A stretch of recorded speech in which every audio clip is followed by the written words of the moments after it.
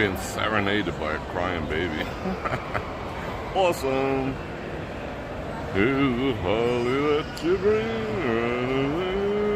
in your heart. Hold on, I'm telling them my annual income in order to get on their Wi-Fi. I'm gonna do 200K to $1 million. They usually give you better internet. Oh, they want to know my my nouns. All right, let's see. Let's see what we have for nouns. 100%. 100%. Oh, I forgot my zip code. All right, let's do zip code. 90210. That should do it. So Beverly Hills, and I make $1 million. Come on, good internet. Bring it on. I don't know what I'm consenting to over there. Alright. I think we got the good internets. Come on, good internets. It takes forever to get on the internets. You're connected. Sick. Am I really? Doesn't look like I am. Still telling me to sign in.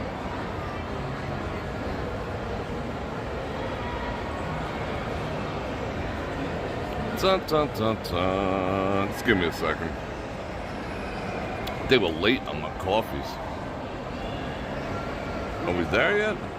Are we home yet? Come on. I'm still effing with stuff. Alright, let's build a coffee while I F with stuff. Sign in. 1, 2, a 3, a 4. I think we'll go, let's see, what shape should we use? These like shape charges. What shape? I think I'm gonna go for this one. This one looks like a vertebrae of a Spinosaurus. Let's drop that one in there. How come we're not achieving internet activities over here? On my other phone, I just want the chat to be freaking flying. Now let's ritualize. Oh, the sound of crying babies. Like I said, babies love Vegas. You can just tell by the screaming and the crying. They know what's up.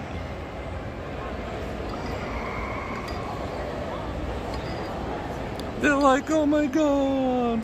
Oh, now I'm connected. All right, boss. Boss AF. All right, let's fire up the chat activities. Oh yeah, listen to that baby. Nothing could be better than that. The baby's like, hey mom, we didn't see enough hookers today. You like that graphic? Oh, getting a house. I keep getting real estate ads and bra commercials. Neither of which I need right now. Or ever, for that matter. I like looking at bras, though. I'm not gonna lie. They're kind of hot. Alright. I think we good. True bar engaged. Alright, let's get this hot milk in there. Oh, it's not frothy, but it's hot. There's someone new over there. I was like, just freaking hot, frothy, whatever. Just freaking do it up. Get all Americanoed over here. So it is AMA day. I'll turn the camera around momentarily. It is AMA. I always look forward to AMA. It's pretty busy. They're still playing Christmas music, which is kind of cool. Christmas trees are still up. They'll leave them up till, you know, like another week. And then they'll go all Grinchenstein. Alright, are we ready? I think we're ready. I'm going to say hellos real quick. Maria, Venus, Janice, Tom Mac, wannabe, Marie Bella. Do. Yeah, good Christmas music. Janice, did I say Janice? I'll give you the twofer. Sylvia, Caribbean Bandit, Angie, BSKY, Mary Leathers, Gary M, Keith, Bubba. I think I got Porkenstein. Captain Luke. What's going on, Captain Luke? Trisha, Bert, Cindy, Mountain Billy. What's on the 28th? Yeah, we at the True Bar. Val Marie, Anthony, what's happening? Carol, yeah, this is a yummy. This is a good sugar. I'm so happy someone gave me one of those for Christmas, a jar of this stuff. It's like candy. It's good stuffs. I think I caught up. Am I caught up? I think I'm caught up. Angry Swede. Oh, Angry Swede. I effed up today, bro. You sent me a 5 Bananarama super thanks, which I appreciate, on yesterday's live stream. I think I was talking about whether I'd let, male masseuses rub my butt or not, and the answer was a hard no. And your super thanks, because I think they demonetized the video. Well, they demonetized me for making money. They're making plenty, I'm sure. They put it in the hold for review.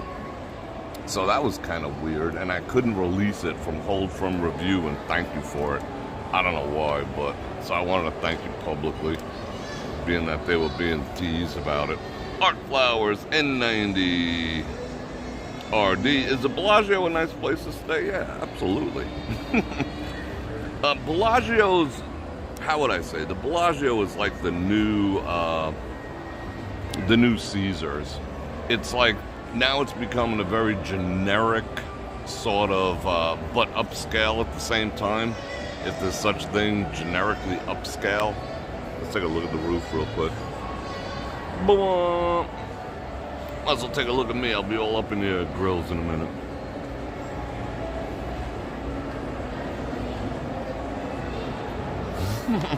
Bloodshot. Ew. I'm on this side. I don't like this side nearly as much as the other side over there. What it's gonna have to do. Alright, let's get some coffee in this. Let me check my beats per minute. I'm at 116. Why is that? Wish we were all here to... Wish we were all here. Yeah, everything. They got fireworks going off in your neighborhood? That's freaking weird. Yeah, you got the close-up. Wow, I gotta do so long. It's so dark over here. I gotta fix that. Let's fix that real quick. Let me put some compensation on there. Yeah, it looks about right. Looks a little better. Looks brown and weird. This corner's crafty. Anyway, it's all good. Salud. That makes me happy. Now I'm happy. Alright, people, it's AMA day. I look forward to that all week. I think we had a good live last night. That was fun. Got into some stuff towards the end. I am going to, someone asked a question that I want to cover. I'll cover that first. I thought it was a very interesting question. Someone wanted to know how I arrived, or what my schooling was behind my train of thought on our last conversation last night. So I'm gonna answer that. All right. So as far as AMA type stuff goes, you could ask me just about everything. You could ask me everything but my date of birth, my social security card, my driver's license, my home address, and I think that's about it. Those topics are off the grid. Anything else? I mean, if it's something truly personal I don't want to answer, I'll still answer it, but I'll dance around it a little bit. Super chatted questions get priority. Everything else I will answer based on whether I think it have entertainment value or lead me down a path of some other kind of discussions. But before we do that, I got two things. Remind me tomorrow. I don't want to get into it today. I'm itching to get into it today, but I finally got into it. I just had enough of that bullshit over at the Vidara. The Vidara valet. You know the deal. Like, I feel they've been robbing my car. I believe They were the ones who put a giant screw through my tire. They took my, I have a Trump medallion from the tower because I go there a lot that I hang on the window and I just zip right on through, you know. That was taken the same day the nail was through my tire. Somebody took that out of my glove compartment and threw it in the back seat. I found it while it was like kind of buried in the back seat. So, coincidence? I don't think so. So I finally had enough of that bullshit yesterday, and we done got into it. And if you want to know what that looks like, let me see, hold on. Da-da-da-da-da-da-da. Oh, there we go. There's the glorious freaking screw that was strategically placed in my tire. Cost me $300 for a new tire, you know, because I didn't, So we're gonna have a conversation about them tomorrow. And I think I'll tag them, that way they can listen and try to justify their actions. But we're gonna talk about them tomorrow, trust me. Like, there was almost police involved. So definitely remind me. And if they shit can me, I don't care, you know? They can all kiss my ass. Alright, let me get back over to messages. Yeah, they're a bunch of assholes over there. I mean, I'm not the whole problem, but I know for a fact they stole from the room too. You know, room I was in, I think they stole a bunch of my pillows. Like my pillows, you know, like freaking $75 pillow, they stole them out of the room. You know? I filed a report and everything, and they were like, yeah, don't call us, we'll call you. Should have filed a police report. So yeah, be careful with your shit over there. You might get robbed. Can't you look at the camera? No, you can't look. I mean, the cameras only work when it's in their favor. If you say, can I see the camera to prove that I'm innocent? They'll be like, oh, they're all broken today, sorry. You know, that's how these casinos operate. Their cameras are only for them, but they're not for you. But yeah, finally had it out with them. Finally got tired of their shit. Dun dun dun dun dun. You know. Why would they do that? I don't know. Maybe they had a problem with you know. I mean, it's a freaking pass to a building, you know? I get to park over there. You know, I got status over there, you know, because they like me. You know, for no other reason. It's a freaking building. Grow up. But, you know, there's malicious assholes out there. You know, and I know what happened in their parking. Well, we're not here to discuss that. We shall discuss that tomorrow. That'll be a good rant, because I don't have time to tag them. I want to tag MGM. And then we'll discuss it. And we'll see who's right or wrong. Anyway, AMA.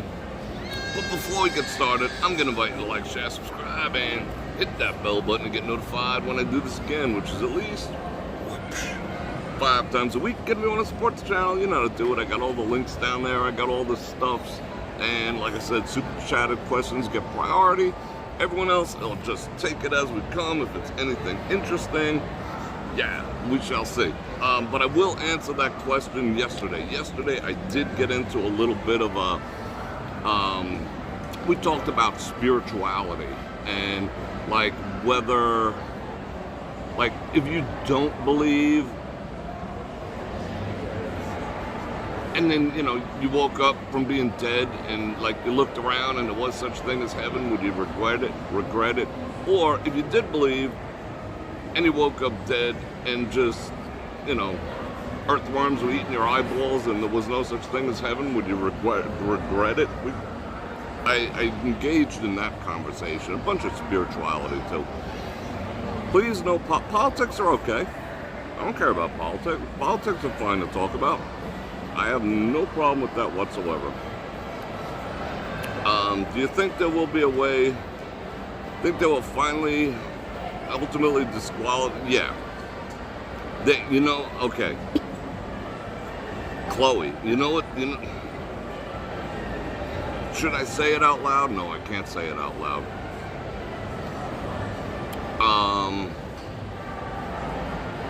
I think, okay, This is my prediction. I could be wrong. I think they might try to Control-Alt-Delete him at this point because he's untouchable. Nothing sticks.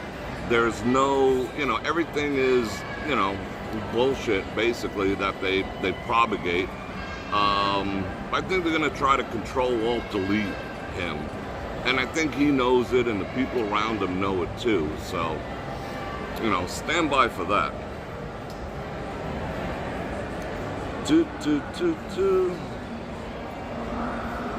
Yeah, that'd be a good super chat question. Because I'll go deeper into it. Because I'm just like a whore like that, Give me $2, I'll do anything. Okay. Right, Val Marie? I mean, that's the only thing left. Because everything else, the man has been above reproach. I mean, I'm not saying everything he does is right, because I disagree with a lot of shit that he does. But, if we're in a situation now where, they're removing people off of ballots, like, did you hear the one in Maine, the Secretary of State? She sounds like Valley Girl from the 1990s movie. She's like, well, I was like, whatever, dude. And I know it's a big thing, dude, but, whatever. I just, felt like he had to just go already. That's where we're at, We're a third world country.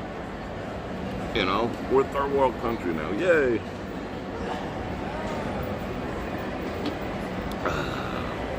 Alright. Let's get into it. Dun, dun, dun, dun. Swede knows the deal. Phil Ruffin to be they're always being sued by someone. Oh, have you heard all the drama with P. Diddy? That guy's going through some shit too. I mean, he's getting sued once a month for doing crazy stuff.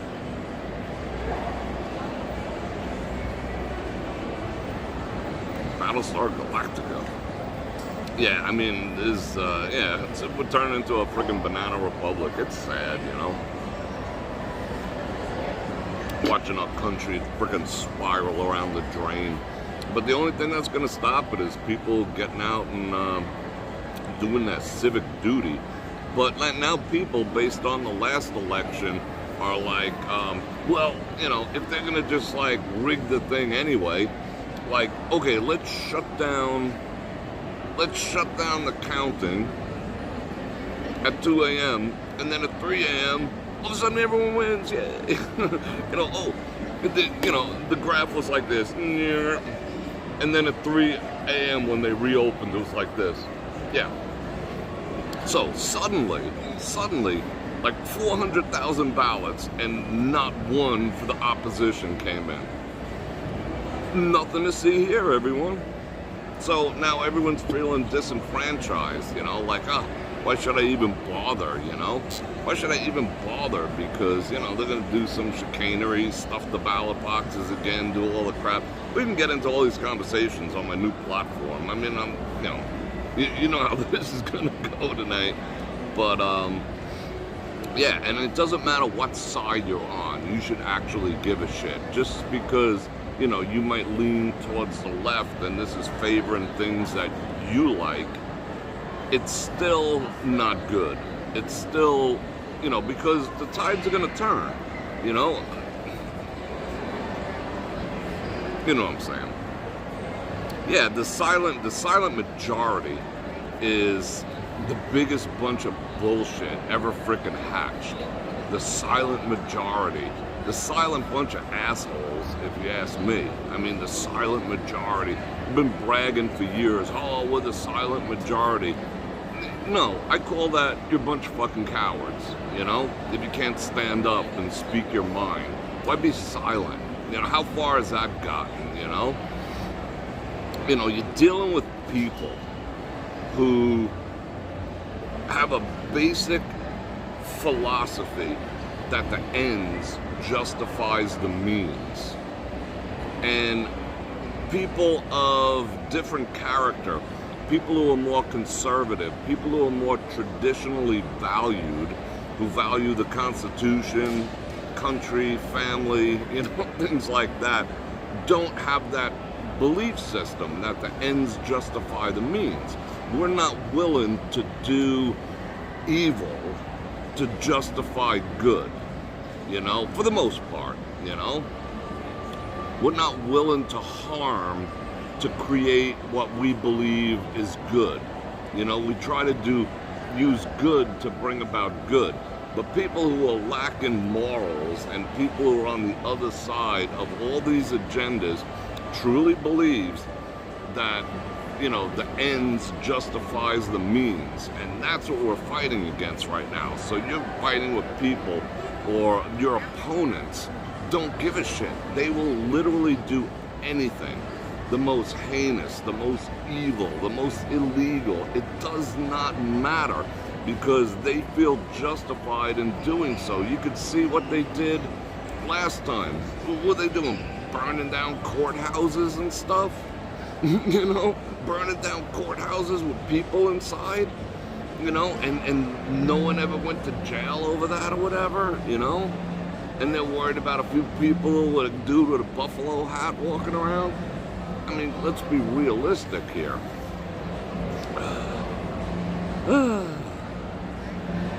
Oh, Steven, 10 Bananamas, thank you very much. I do appreciate that. My wife and I watch your live streams through Roku on our TV.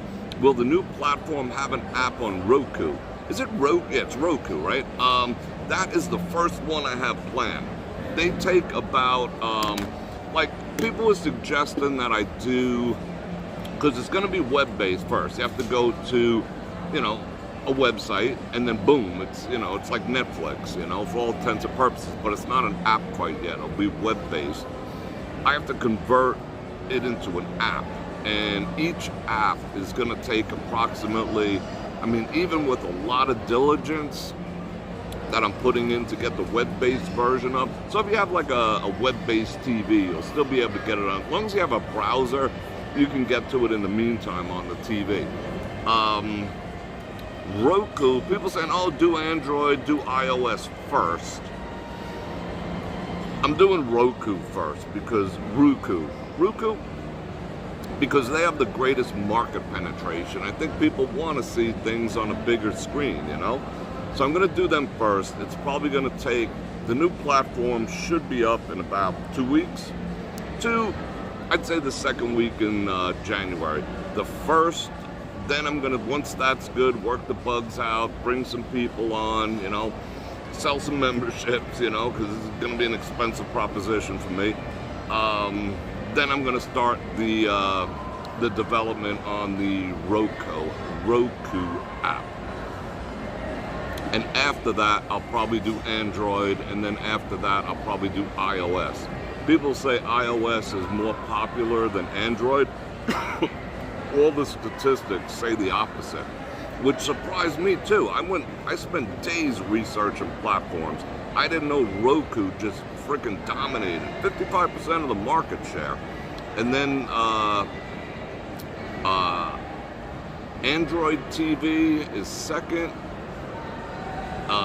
The Fire Stick or whatever the hell that is, and Apple TV is third with like 11% market share, which I was very, very surprised about, you know. But I also found out that most people who are viewing content, and it holds true on my channel too, it's Android by a landslide. Like if I look at how many views in a month that I get, and I went back like 3 years, if I get 100,000 views on Android, I get like 60 on Apple, and that's just not my audience. I thought it would be the other way. That surprised the absolute heck out of me. Yeah, Fire Stick, Amazon, exactly. You got Roku. Yeah, I mean, I had that. See, I dismissed it. I'll be perfectly honest. Until I started this project up, I dismissed the whole concept because I had Roku when it was like this box, like this big, and you plugged it into your TV and you pointed the remote at the box, and there was these, oh, you're gonna get 500 channels, like 500 channels of shit, you know, and like 2 TV stations. I mean, it was just jive, and I ended up returning it. And then I got version 2, slightly better. So I didn't even think it was viable. But wow, you're welcome, Steven. I appreciate the super chat. But she's trying to sell me some furniture. Should I buy some furniture from her? No credit check. Oh, it's right up my alley. But then I'll do the Apple, and you know, like I said, each one of them is going to take a little bit of doing. They're not easy to put together an app. An app is no joke. Trust me. Not that this website's a joke, easy. Not that the website's a joke either. So what you'll have to do to access the site, we'll get back to talking about other stuff in a minute, is just go to www. Not giving it out yet, and then boom, it pops up on your browser like an app. So yeah. Oh, music. Keep that music down. I'm trying to stream over here. Back in the 30s tomorrow? Holy cow. And so, you know, most smart TVs have some type of browser. You know, it's unfortunate that you gotta go like, you know, B, up, left, down, okay, next one, up, left, right, oh shit, back. You know, that blows. My TV, it's a Samsung, the one that I predominantly use. I plugged the keyboard into the back and it worked. I was amazed. But if you have to do that left, up, right, down shit, just save it as a favorite, and you know, you never have to do that again. As long as your TV has a browser, you'll be able to get the content. What the heck are we talking about? Oh, let me refire up my chat. Every time I get a commercial, it's just freaking ganks. Alright, there we go. Best Buy is getting rid of all their DVDs. I feel like checking out DVDs. Caribbean, have you ever been to Eli or Elko? Lots of historic sites and fantastic libertarians. Yes, I have. I have been. I drove a couple of times from Las Vegas to, thank you for the super chat, the bananas. I drove from Las Vegas to Reno. I've driven from Las Vegas to Lake Tahoe, basically the same thing, Carson City, a couple of times. And I've stopped all along the way. I've seen Elko, you know, played in Tonopah. I went to the, what is the name? It begins with an H. They have the military museum, the Hawthorne Military Museum, where they have all the ammo stored up in there. You know, they have like all the bunkers where they have all like the pew-pews and whatever, the pew-pew boodladicals, you know, because you can't say stuff. It's interesting. It's really interesting. I went to the ghost town, Gold Strike or whatever it was. I went to that haunted hotel. I stopped. That's one of the most boring freaking rides. The only thing more boring would be like driving through the cornfields in like Nebraska for like 100, 300, 500 miles of nothing but cornfields, you know? That's pretty boring. The drive up to Reno is freaking boring too, because it's just dirt. It's just endless dirt. No wildlife, just dirt. Oh shit, I'm rocking the table. But it's kind of fun. But yeah, I have stopped at all that stuff. It's fun AF.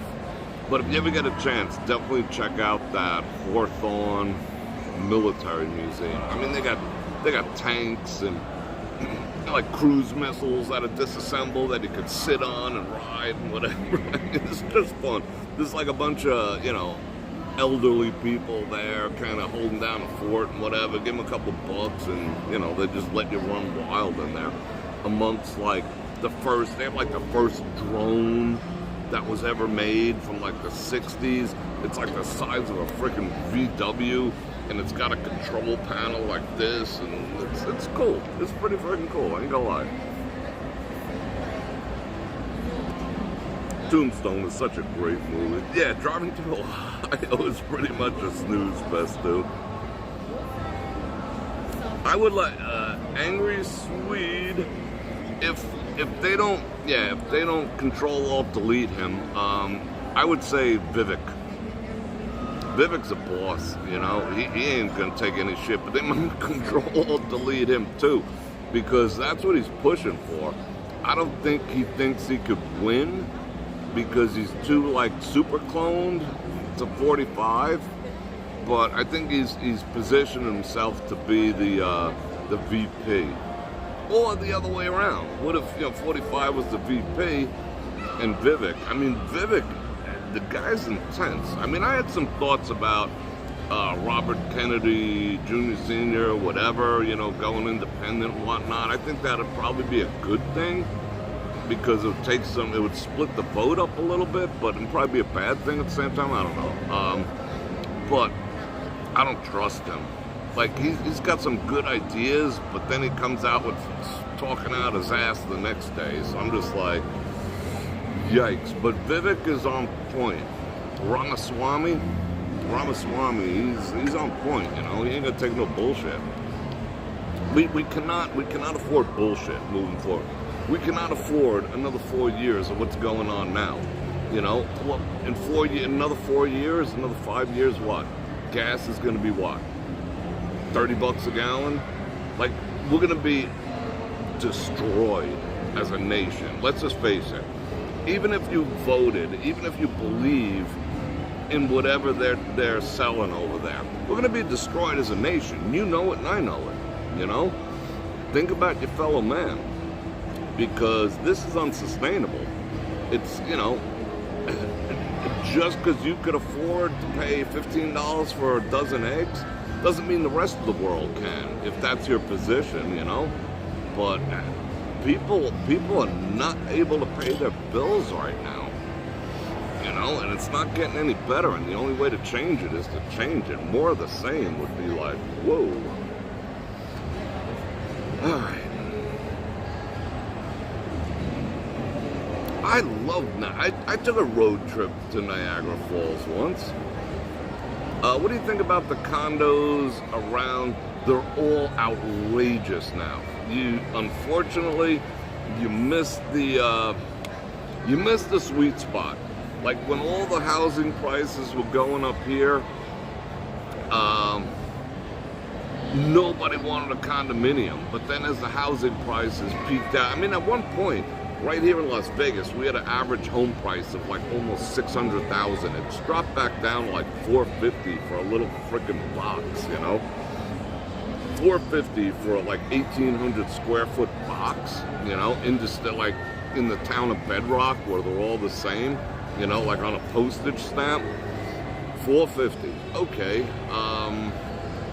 But nobody was buying the condos, and the condos languished, and they languished. The biggest problem is the building fees here are friggin' nuts. Like the Veer, 5 years ago, 6 years ago, considered buying a place at the Veer.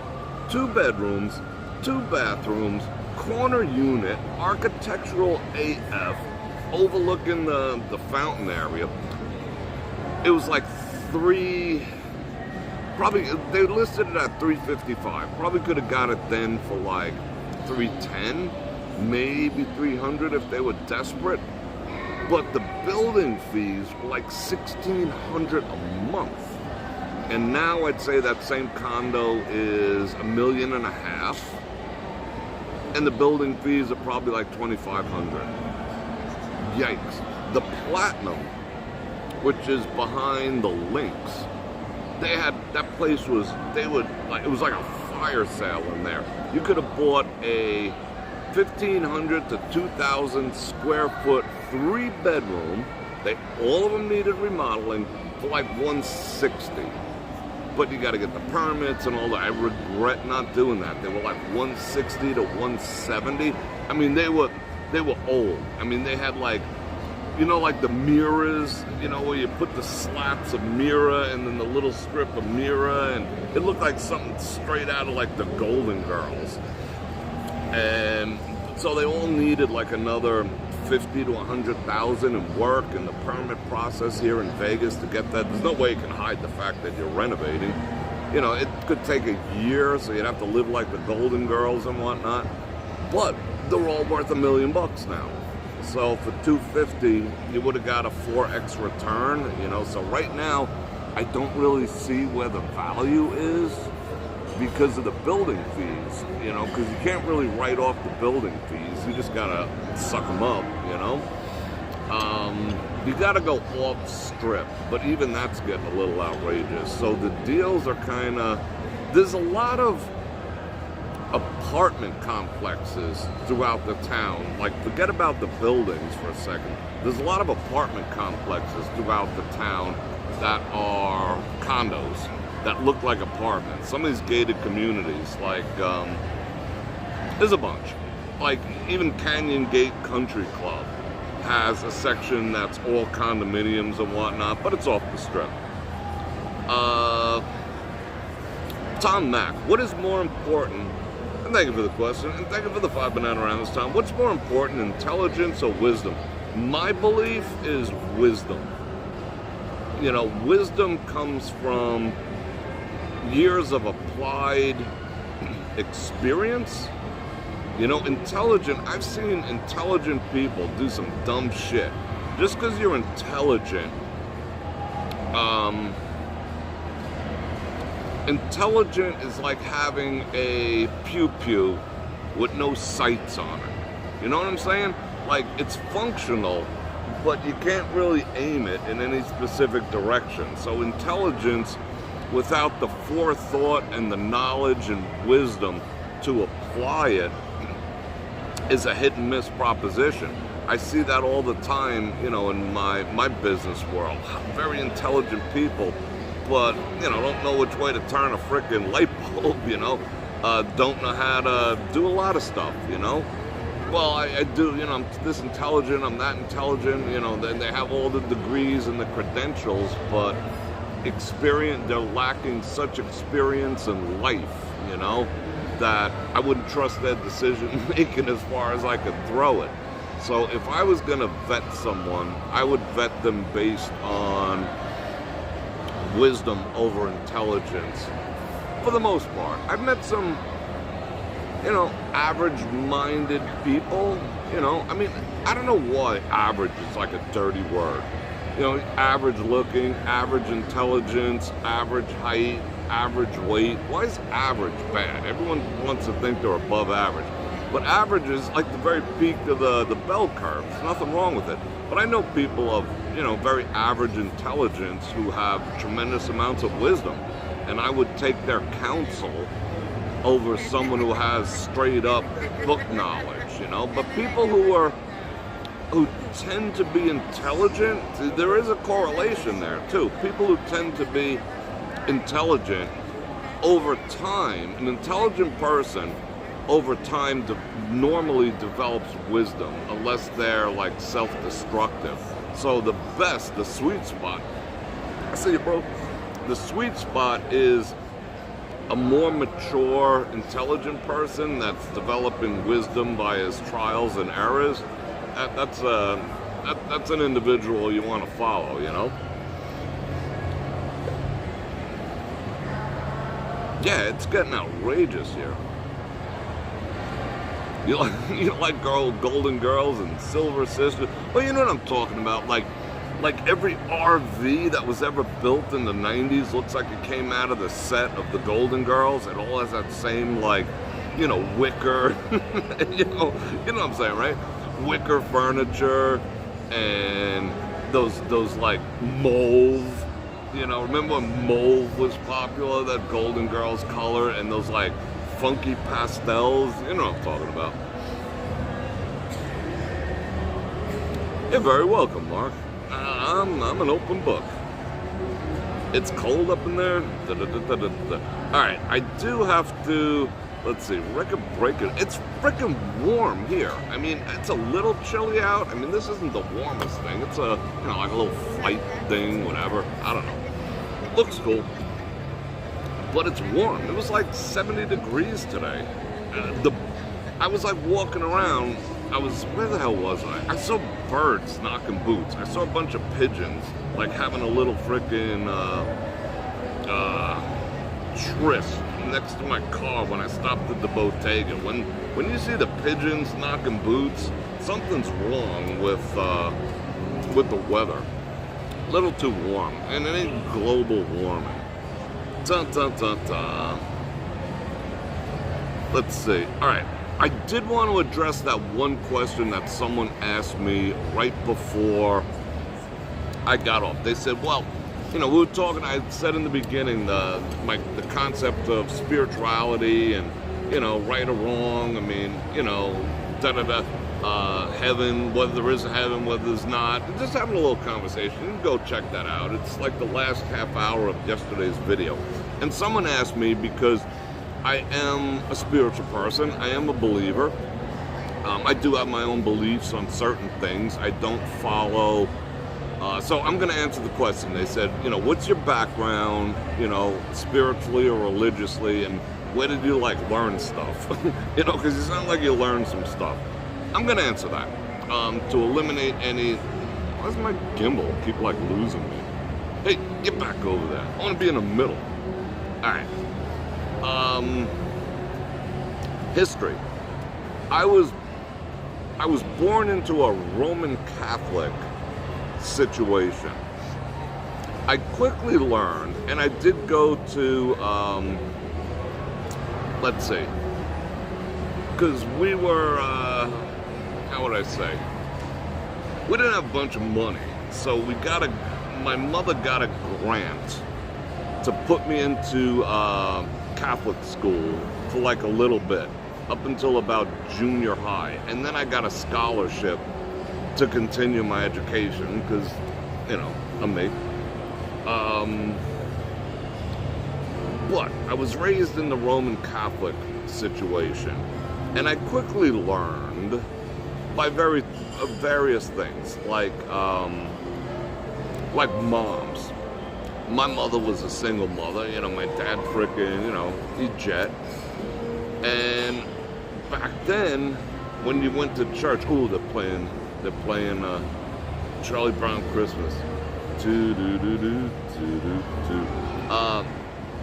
She wasn't allowed to receive communion. So it was like the Scarlet Letter. Everyone else was allowed to walk up, and then all the single mothers would have to stand in the back.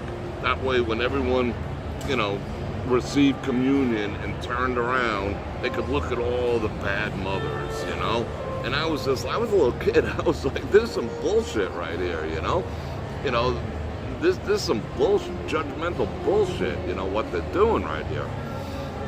So that was that got me thinking. And then one time, like I said, I was, we always had food per se. My mother used to take the frickin', the high C and split it, and she used to take a third, put water in the rest. But we still had shit to drink. You know what I'm saying? That's why I don't like sweet things now. Never had soda, never developed taste for soda. That was just a thing. So they used to get those little envelopes from the church. And, you're supposed to put $1 in there, and then she used to send us to school, because part of, every school used to have a mass, and they used to pass around the collection, and they used to put the envelope that Mom's Dukes had put $1 in there and whatever. They were red or some shit. So I put that in the tray. And one day I'm like, I'm gonna take the $1. So I opened the envelope up, I took the $1 out, right? And I threw the envelope back in the little collection plate. And I did that I got away with it. Something it's $1, went out and bought some shit that, we couldn't, my mother wasn't buying me no, bazooka gum and, Pop Rocks and shit. So I bought it for myself and got away with it. And I'm like, I'm gonna try that again. And I did it for a week. Until they called my mother, and they were like, one of your kids is stealing, the frickin' donation money. And of course, I got my ass handed to me over that. But, I was just when they called me in, okay, I already got my ass handed to me. And then we had to sit there and get my ass handed to me again by these just total D-bags of priests and whatnot, preaching fire and brimstone to little kids. Oh, if you whack off, you're gonna go to hell. And fuck you, dude. Anyway, so he's like talking about it. He's like, oh, don't you know that's stealing? You were stealing from the poor. That's stealing. You broke a commandment. You're gonna go to hell for that. And he's still talking all this shit to me, and I'm just like, dude. Number one, I know that money ain't going to the poor because I see all the gold around here. I see all the gold around your neck. There's no way that you're taking my dollar and sending it off to some poor country. And I was like, number two, bro. And I'm like, like 8 years old. I just didn't give a shit back then either. And I'm like, yo, I'm poor. I'm poor, bro. So you want to start right here? I took it because I'm poor. I helped myself. This for the poor? You said we were passing around this plate for the poor, that this went to the poor. I'm frickin' poor. My mother's poor. And she's giving her last frickin' dollars that she don't have to you. Hence my poorness. So I help myself. Needless to say, that didn't go over so well with my mother, nor, jackass frickin' priest, whatever. So yeah, that's my experience with, and then, I started reading stuff and whatever, and, like the word nun, like the Roman Catholic Church, I can say this because I grew up there once, they wrote their own frickin' Bible. If you're gonna write your own Bible, you're hiding something. That's all I gotta say. If you gotta write your own Bible, you be hiding something. There's something you don't want people to see if you're writing your own version. And it even says it, like the Roman Catholic version of the Bible. And it's like, really? Really? You guys wrote your own shit, right? All right, cool. So then I'm reading it, going going through all the catechism, going through all the motions, and sure enough, the word nun does not appear in there at all. I'm like, what's this whole nun thing over there? What are you guys doing after dark, with the nuns and this? How you doing? All right. So, I always thought that was a little weird.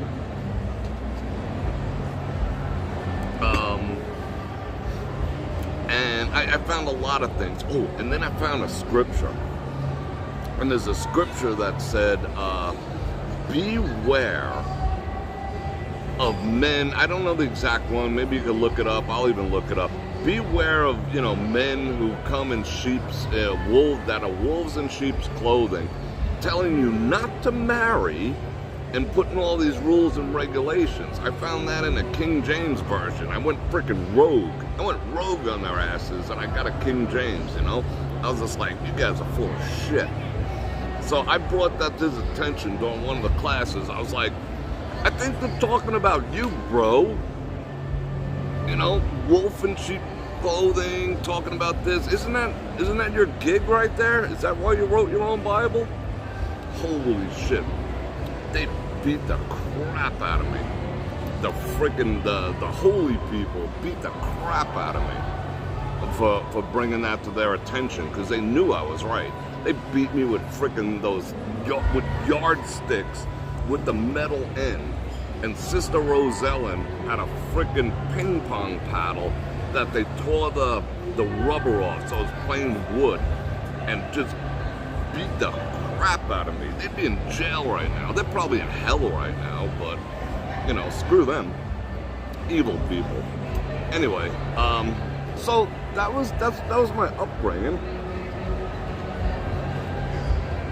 I challenged them on everything, and after that, once I had my trial by fire, I was like, I'd say some shit to them in class. I'd be like, explain this. That's how I was. I just gave zero fucks, because you're talking about my relationship with God. My relationship is not with you asshole. So I was the guy who was going like, What about this? Explain this, tough guy. And then they'd be like, you could see them. You could see them seething. And turning red and just red. They just wanted to hurt and just, you know, if they could, they probably would have, like, deleted me. Do you know what I used to do? I used to put out my hand like that.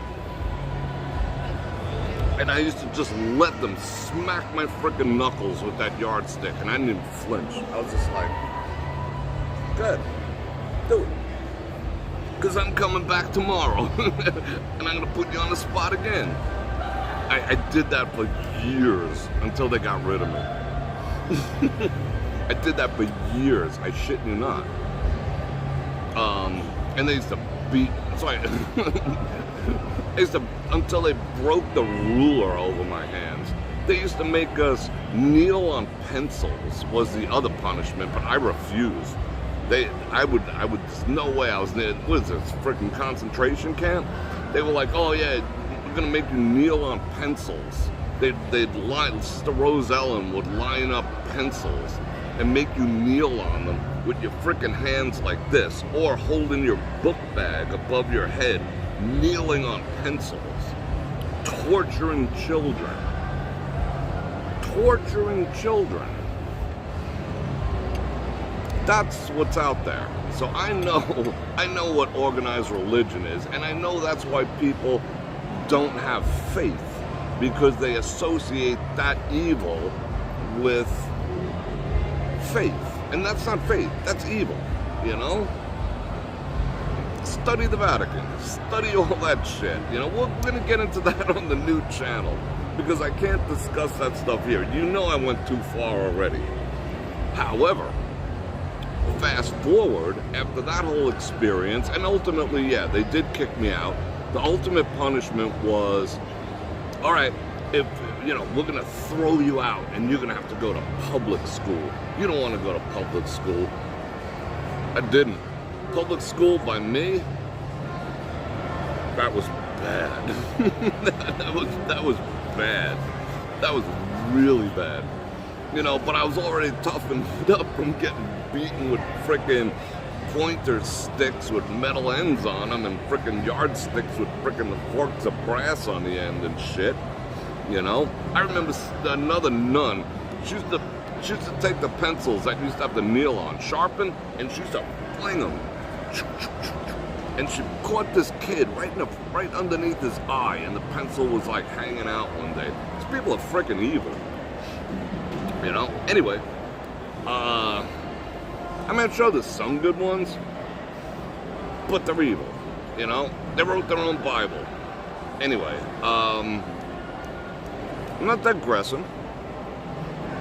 So that taught me a lot. And for a little bit there, I went off the rails because I was just like, so I understand it from both sides. People say they have no faith or they don't give a shit. YOLO, live for today and all that. I get it because from that experience, I was just like, this, you represent, that, like they used to talk that bullshit that they were like God's representative on earth. How fucking arrogant do you have to be? How evil do you have to be to proclaim that you are God's representative on earth? And that's what these people would go, and I'm just like, if that's God, if you represent God, I don't want nothing to do with that shit, you know?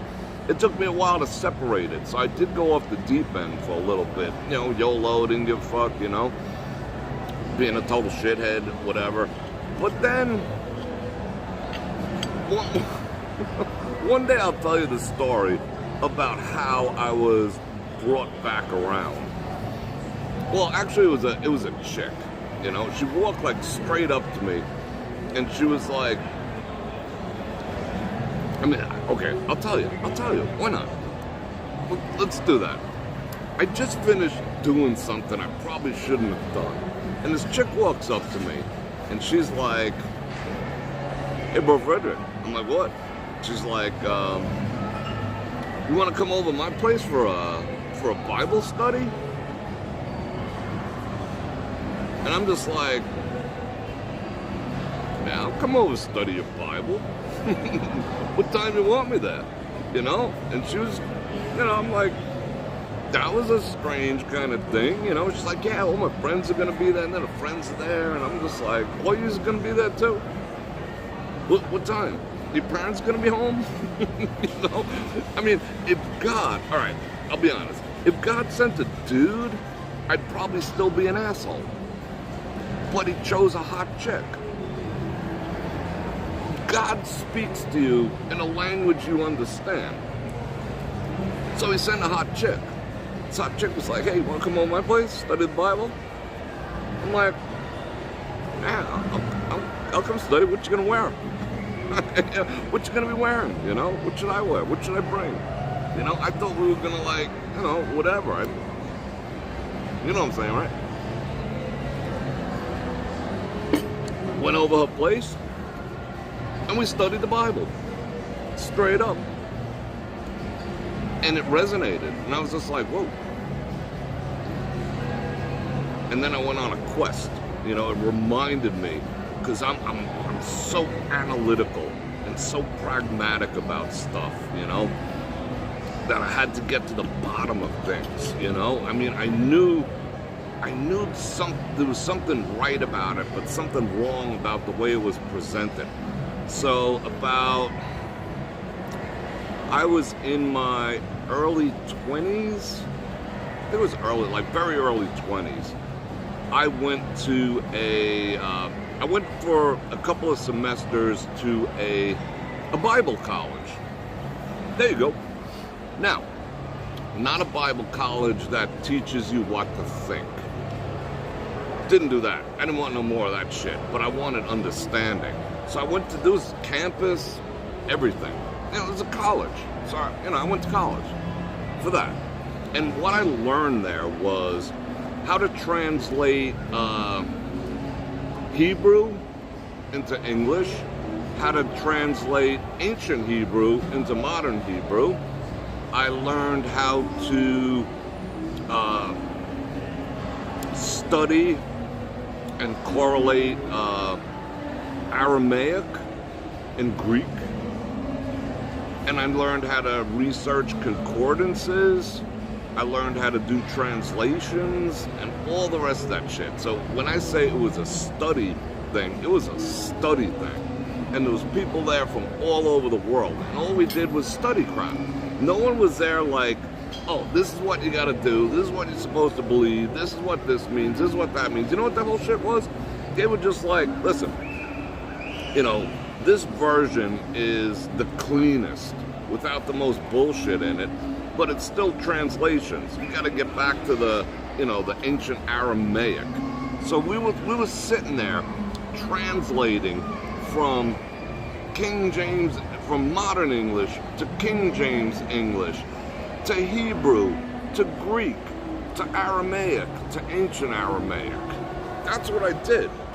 That's what I did for like a year of my life, because I had to get to the bottom of it, you know? I had to get to the bottom of it, because some things that are in there, people take the translation, like the word church.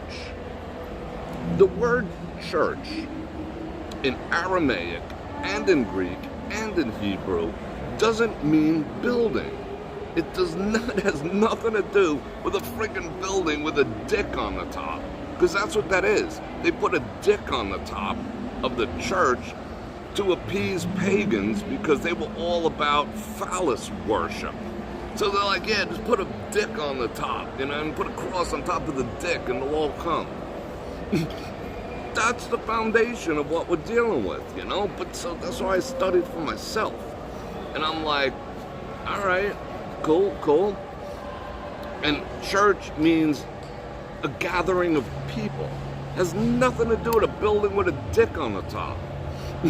You know, I mean, the average person does not know this stuff. I do. I went to school to study that, and I still have all the research material. Years of concordances, and you know, you can still buy it. You go on Amazon and go look under concordances, and you can do all your own translations, and you'll be just like, what? That means what? This means what? That means what? Like when you're reading in English, when you read a King James Bible, isn't what you think you're reading. It's a translation of a translation of a translation of a translation of a translation. So you gotta friggin' wind it back to the closest you can to the original. And then it's like eye-opening. Then you're just like, no way, you know? And it'll also make you a little bit of a rebel because, you know, like, should I even go there? No one's in heaven right now. Not a single person is in heaven right now. Everyone's chilling, waiting to go. But, you know, it comforts us to think that Granny's up in heaven, you know, watching down over us, and we pray to Granny. It's idolatry. Catholic Church. Everyone's waiting. I did the translations. Everyone's just chilling, waiting, you know? But that is my history. And so explain that, Bror Fredrik. You're a friggin' pagan, bro. No, I'm not. No, I'm not. I have animistic beliefs because animism is supported biblically. Animism, which is, you know, the basis of, you know, my heritage, my Nordic heritage, is the belief that all things on earth have their own energy to them, positive or negative, you know? Everything has, like, someone gave someone I knew a mirror the other day. Could I trouble you for a refill? Yeah, coffee? Yeah. Just black coffee? It was some heated up milk, yeah, black coffee, and I think I have enough sugar. Yeah. Okay, I'll bring it up. Thank you. Heated up milk, I think, yeah. That's it. Heated up coffee, what up? What the hell was I talking about? I was talking about all sorts of stuff. Oh, someone gave someone a mirror that I know. I was like, throw that shit in the garbage. Someone giving you a mirror is some jive. Throw that shit in the garbage. Like, you never give someone a mirror. A mirror's a... So yes, I do have animistic beliefs, but they also jive with the Bible. And someone said last night, well, why do you toss up blessings at a Buddhist or whatever, a Taoist thing, you know, the temple? I'm not worshiping their God per se, but all religions basically, and say, I'm not religious. Religious is man's opinion on how God wants to be worshipped. Religion is fucking backwards. You know, it's like, you know, it's supposed to be coming down this way. We're not supposed to drag God down to our level, you know. Anyway, I digress, but it's all relevant. It's not that I'm worshiping that, but it is an acknowledgement of my ancestry, and I don't care who it is, because I respect basically all religions, because boil them all down, everyone's, for all intents and purposes, worshiping the same God. Whatever name you put on them, I mean, just take my people. All right, let's take Christianity, Catholicism, whatever. Son of God dies on a cross, gets a sword put through his side, takes the sins with him. Okay, cool. My people. The All-Father hung by a tree, kind of similar, gave up an eye, gave up his only begotten son, gave up an eye for his people. See where I'm going with this? You see how it all kind of dovetails? You know, don't be so quick to judge other people. God speaks to people in a way that they understand. Just like he sent me a chick instead of a dude when he was ready to freaking, you know, have me back, when he wanted me to, you know, get on the freaking team. But like I always say, not all angels play the harp. You know, he needed someone like me. to get some shit done. So he had to pull me back out of the crap I was doing to freaking play for his team. But he used a hot chick to do it. 'Cause, so tell me there ain't a God.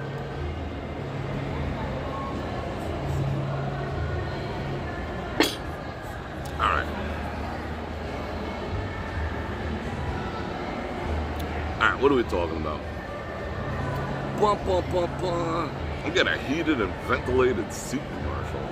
Let's get out of that. All right. Cool. 100 people went away. Good. People are funny. Yeah, I study all of it. I mean, I've studied just about everything, Ms. Google. You think it's interesting? All right, cool. Thank you very much. You are awesome. We're gonna build us a coffee. See, ain't that more fun when I'm highly caffeinated? But that's my history. So if you wanted to know, that is my history. And yes, within, because there is a decent amount of paganism in, in a lot of the cultural things that I've done, whether in the, Asian community, whether in the Nordic community. Yeah, there's some paganism going on, no ifs, ands, or buts. There's some idolatry going on, but so is there in most religions. Catholicism, pray to saints. Pray to a saint? Are you being for real? Right now, you want me to pray to a saint? That's idolatry. Oh, well, if you pray to this saint, he's going to help you find something. Pray to this saint, he's going to do this for you. Pray to that saint, he's going to do that for you. No. That's idolatry, straight up. Thou shalt not worship or pray to anyone else. Did you forget that part? Why are you praying to some dude with a freaking halo on,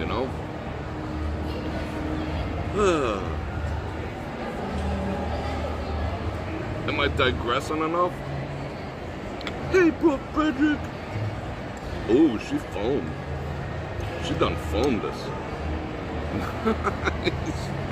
What up, bro? I gotta cover my whole face. Wait, hold on. Come on. Go. Get all foamy. I'll let you guys digest all that, because I know a lot of your heads are exploding right now. So I'll let you have a few minutes. No, you can't pray to your grandma. Do I believe in fate?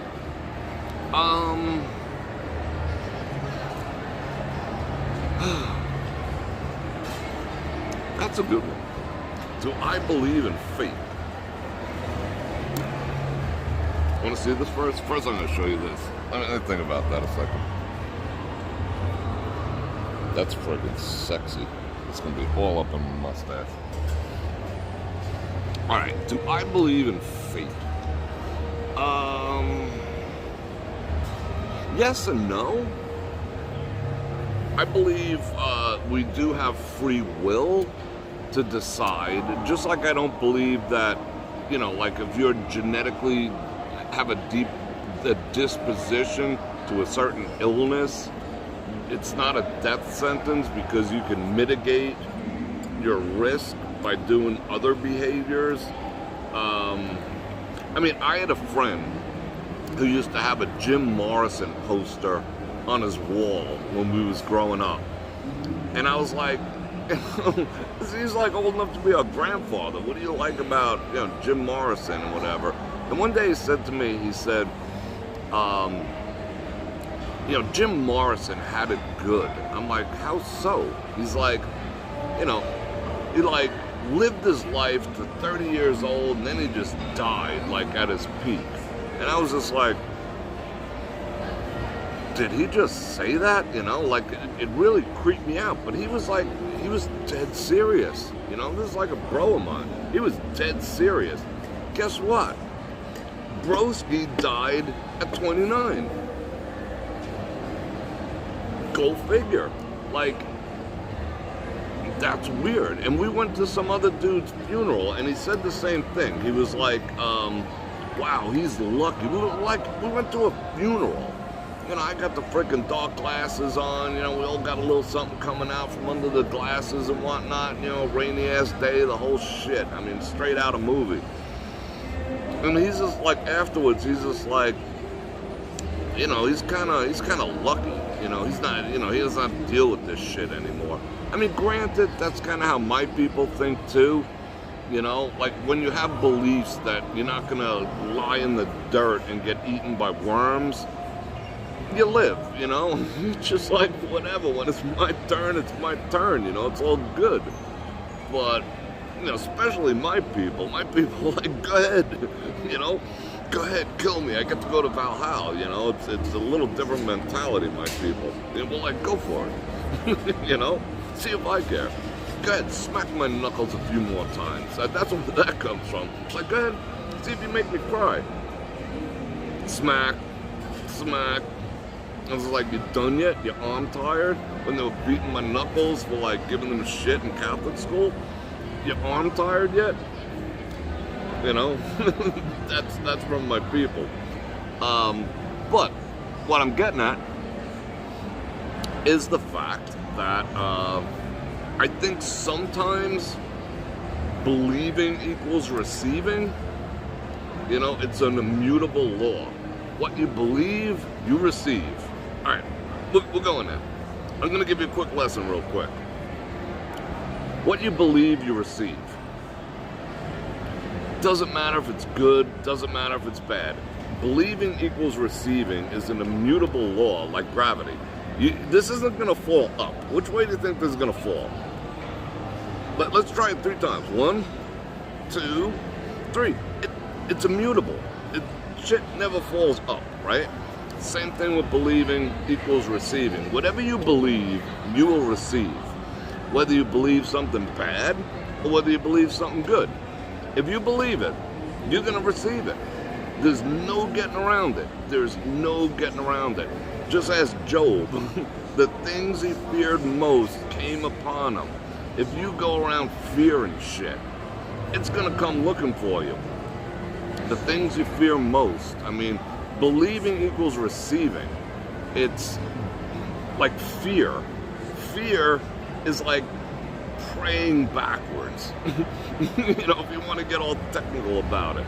You know, when you're in fear of something, you are literally willing it into existence in your life. And you don't want to be doing that, you know? That's why I like with the whole thing with the, you know, putting cover the bed, the people just straight up living in fear. And I'm just like, well, you're bringing this upon yourselves, you know? Just stop. Just stop already. But anyway, so believing equals receiving. But here's what believing is. Believing is a verb. Like, I know that tomorrow is Saturday, right? Tomorrow is Saturday. There is not a fucking thing that you can tell me to convince me that tomorrow is not Saturday, because I know it on an instinctual gut level that tomorrow is Saturday. That's what believing is. If you believe something and nobody can talk you out of it, it's gonna happen, whether it's good or whether it's bad. If you can believe actively, that's active believing, you're gonna have whatever you're believing for, whether it's gonna be the end of you or the beginning of you, because believing equals receiving. So, there you go. So do I believe in fate? Yes and no. Fate is what you make of it. You know, fate is the cumulative effect of all that you believe is fate. Someone write that down? That just popped into my head. Someone write that down for me, please. Fate is the cumulative belief, the cumulative effect of all that you believe. That's fate. Someone write that down. I'm gonna forget, you know? But yeah, that's how it works. So, if your life has been geared towards a certain thing, you believe a certain way, you act a certain way, yeah, your fate is pretty much freaking sealed. But it's still, we still can change it. We still have control over it. But ultimately, you know, so do I? Yeah, it's a cumulative effect. Wow. That's interesting.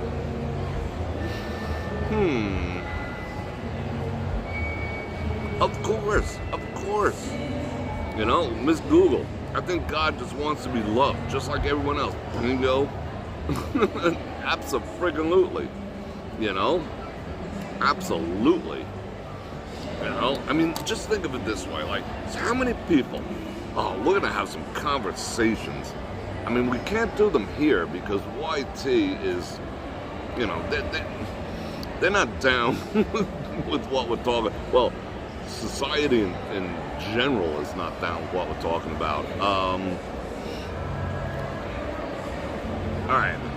Oh, God decided to take Uncle Bob. What God are you talking about? Not the one I'm down with. The one I'm down with ain't a freaking axe murderer. What are you talking about?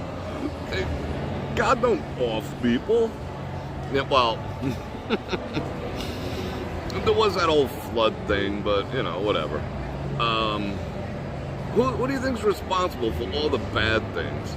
But, you know, why don't God just step in and fix all that crap? Because that's not how he rolls, you know? Because then he'd be a dictator, not a benevolent father, you know? If it was just like treating us like puppets. You do this, you do that. That's how the other one rolls, you know? But yeah.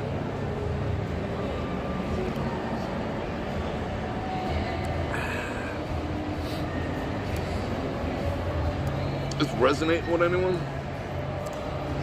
You wrote it down? Alright, good. Yeah. Oh, may God strike me dead. He ain't gonna do that, you know? And you don't have to go through middlemen, you know? Even these frickin', I mean, some of them are alright, but these preachers and bishops making millions of dollars driving around Lambos. What's that other guy? Oh, he's so handsome, you know, I gotta listen to him with the little curly hair or whatever. You know, really? Like, building a religion based on if you pray hard enough, you're gonna be rich? Oh, okay. Oh, alright, that's I guess I can buy into that. Joel, while you're rocking your friggin' millions of dollars worth of cars off the backs of the people who are buying what you're selling. I see you. Someone taking pictures of me back there? Are they getting ready to black bag me? Is that Joel's people? Anyway. Yeah. What'll set you free is going and buying a concordance. And then you'll see what's what.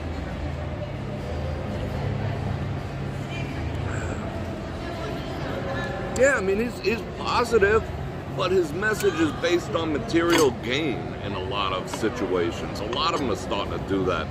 You know, okay, granted, it does say, you know, that abundance is good, and I believe that if I believe for positive things to happen, I'm going to receive positive. If I believe for business success, I pray and believe for business success, it'll be granted to me, except this. Okay, answer me this, and we'll get back to Joel and what, but just listen to everything he says. Yeah, he's positive, you know, but so's the one downstairs, you know? You know, what do they call him? The angel of light to blind you? Yeah, but, oh, you know, if he was ugly, no one would listen to him. But all the women are like, oh, Joel. I see you ladies out there acting all foolish just because he looks good. But, no, I'm not condemning you, whatever. I mean, I guess a half-assed message is better. But developing a philosophy based on financial wealth and gain is a little crooked when he's the one who's financially gaining. He's the one financially gaining. That's all you gotta know. I don't care how positive he is. He ain't like you. He lives in mansions and drives supercars from money that you give him. I don't care how positive he is. I don't give a shit. I don't give a shit. He's living in a freaking mansion. And you're not. So you can be positive. It's real easy to be positive when you're living in a mansion and you roll up in your $400,000 freaking Ferrari. It's really easy to be positive, you know? What does it say? It's easier for, what do you call it? It's easier for a poor person to get into heaven than for a rich man to get through an eye of a needle or something like that, you know? He ain't fooling me. I mean, he might have some positive shit, and sometimes I listen to it too, and I'm just like, yeah, what up, you know, cool. But he's still freaking rocking a Ferrari that he got from you people who are sending him money. He's not, where's that coming from? Where's that coming from?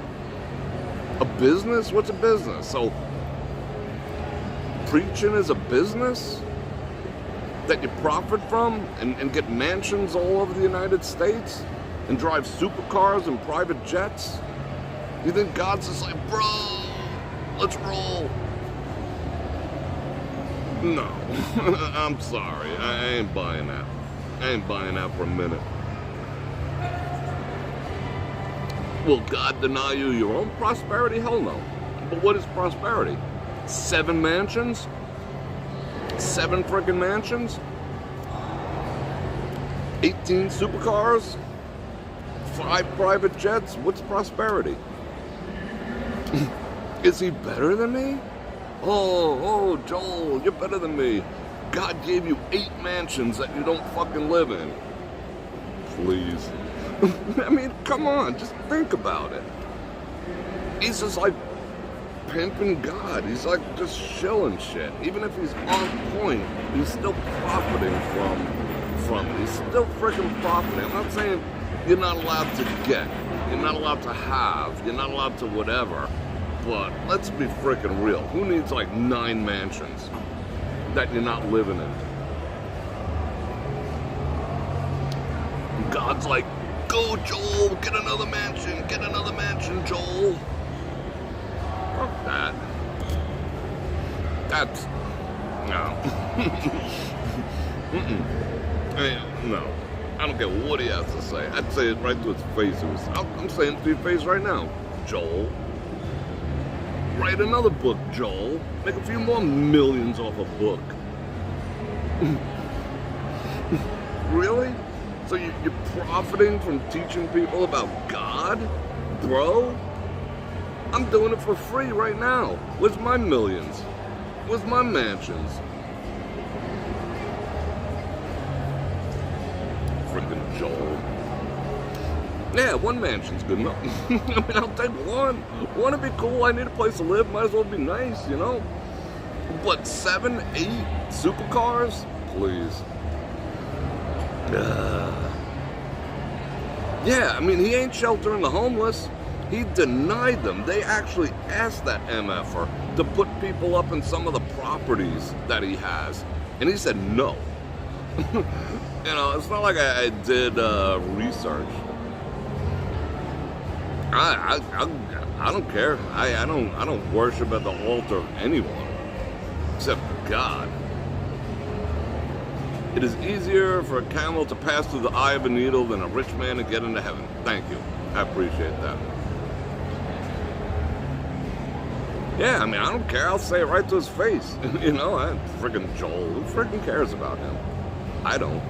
I mean, like I said, okay, maybe he has honorable intentions, but you know, writing bestseller books that make bazillions of dollars. Where's it going? More jets? You think Is that what spreading the message of God is about? More private jets? Really? Really? Really? I have a hard time with that. And it's not born of jealousy, but I'd be okay with one jet, one Harley, one bass boat, one supercar, one mansion. I'm okay with that, because that's me too. I have the same aspirations, but not 10 of each. What is that? Gluttony? That's gluttony. Write a book and then give all that money away. And you're already like a multi-millionaire. You need to be a multi-millionaire? God, I don't give it. These people do nothing for me. You know, like I'll get up there, I could do the same thing. You know? I'd get up and preach too. You want to give me a mansion? I'll take it. But the second one, no. I think I would have a lot of guilt in my life. Because I know that the people who are donating to me are hoping that I spread the word, not hoard it. You know? And so that's like no guilt, no shame. So something's wrong with all of them. I'm not picking on him specifically, but all of them. That joy, whatever, you know, whatever.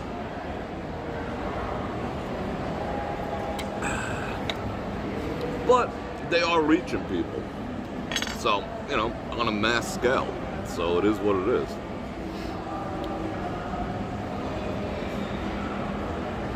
If he's holding that real estate today, he's at a loss. No, he's not at a loss, because it wasn't his money. He's not at a loss. He could lose 50% of its value. It's still free money that he got from God's people, from God's sheep. You know, he was supposed to be the shepherd. He wasn't supposed to be the one freaking fleecing them. That wasn't his job. His job was to round them up, not freaking shave them. So he's not at a loss, trust me.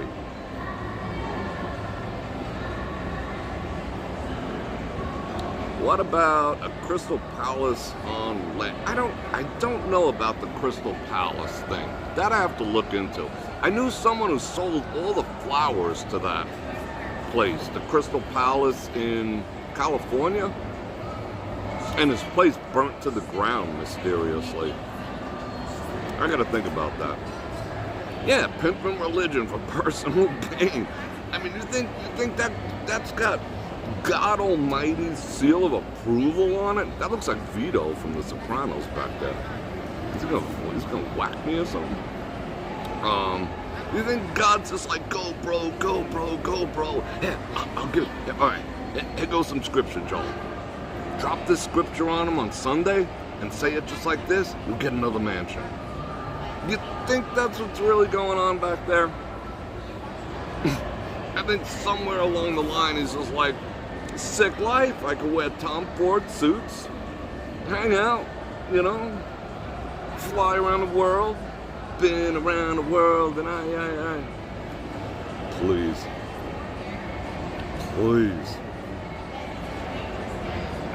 No, well, Joel does preach from the heart. I say, I'm not going to take away. Okay, let me just pump the brakes, Bror Fredrik, pump the brakes.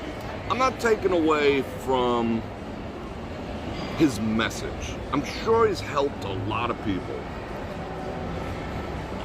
I haven't really spent a lot of time listening to him, but the things that I have heard from him have a accuracy to them. You know, like verifiable. Like me, I'm a pragmatic person. I'm not just like, oh, that's not what the Pope told me to think. With his red shoes. Was he wearing red shoes? Look that up. No, I've done study. You know, so I'm just like, no, well, actually in Greek it means this, so you're off, bro, you know? No, the rosary beads, no, that's actually Hindu, and they hung a cross on it to bring, you know. You know, that's my mind. You know, I'm like all about the study. But he's accurate for the most part. I mean, he's right for the most part, but I think he's misleading people. One, he's just profiting like a freak. Two, it's more about, you know, okay, God says he wants you to live a more than abundant, not just an abundant life. He said he wants you to live a more than abundant life. Because this is how it works. You judge a fruit by the tree, right? So this is where they're probably perverting the whole thing. They're like, hey, well, why would they believe in a God who gives you a hoopty to drive? You know, in some ramshackle shack, you know, out in the woods. You know, like one of the street preachers on the bridge who was going buck wild yesterday preaching on God, Rastafari. I see you looking at me, bro. So, yeah, I see you. You never know. Look, Vito's getting a little uppity back there.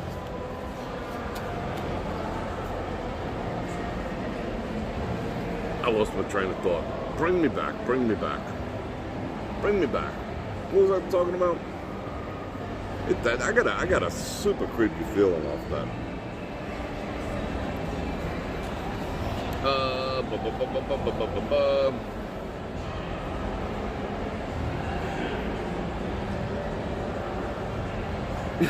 Yeah, he might be funding some hoes with that money, you know, you never know. I mean, you know, Mary Magdalene was you know, she was a lady of the evening, you know. Christ didn't have no problem with her. It's just like, what up? Want to wash my feet? That's cool, you know. I mean, technically, if you want to get technical about it, the only thing it says about having only one wife. All right, you want to go there? I know stuff. The only thing it says about men having one wife is if you're a leader of his people, you're only allowed to have one. But if you're not leading his people, like being a pastor or something, you could have as many wives as you want. There you go. The whole concept of just having all the apostles, they all had multiple wives.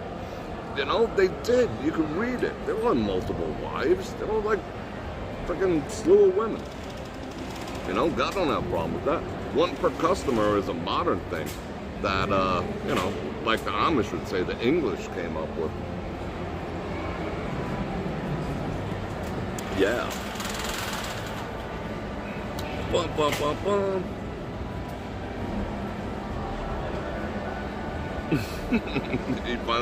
I was when Vito was looking, I was talking about prosperity. Yeah, I mean that is a thing, you know, but based on a whole thing, like a cult-like following based on prayer equals things. You know, it's kind of weird. You know, I mean, that's a component of it. You know, that you're allowed to have cool stuff in life, but not be gluttonous about it. I don't know, whatever. Digressed all over the place. The church of what's happening now. Exactly. The whole one per customer thing, that's why God, like the closer you look at things, the more you gotta be like, there's something to that, because he says, if you're gonna lead my people, you can only have one wife.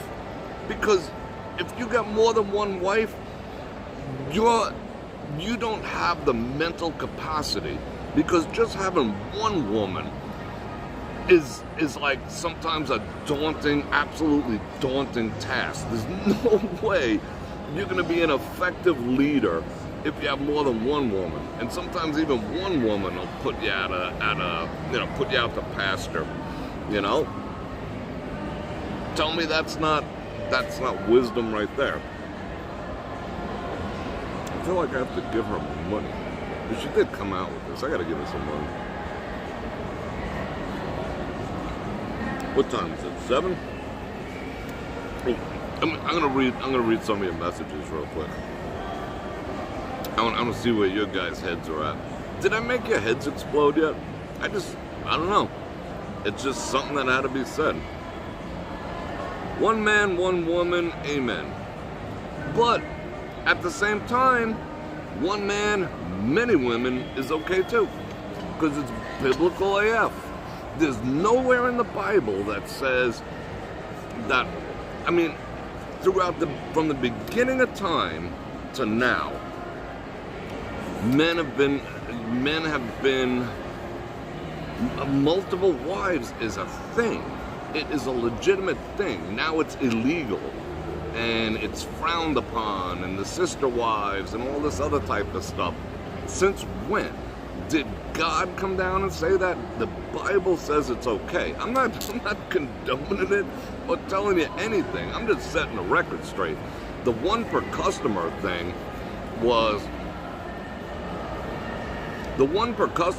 is modern.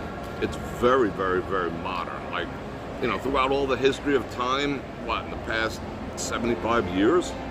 So it's not really, you know, a one per customer thing.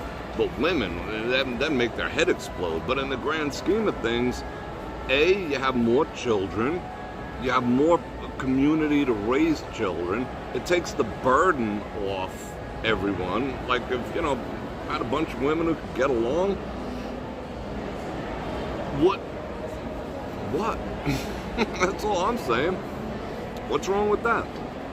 You know, I'm not saying that's what I'm into, whatever. I'm just saying there's not, biblically, there's nothing wrong with it. Spiritually, nothing wrong with it. Can't be condemned.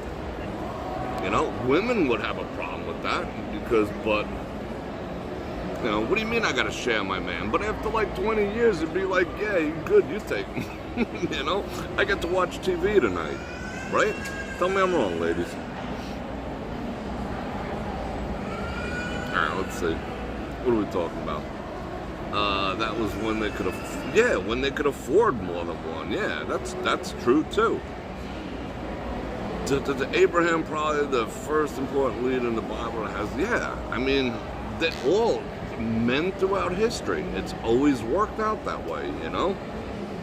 It's a very, very modern concept of the whole one per customer thing.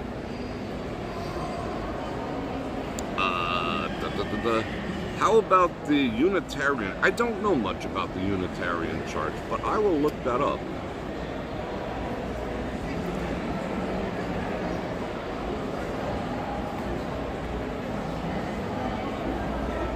I'm reading. I'm letting you digest all that. And I'm sitting here going, did I really say all that? I don't give a shit. I did. But prove me wrong. I didn't share your man.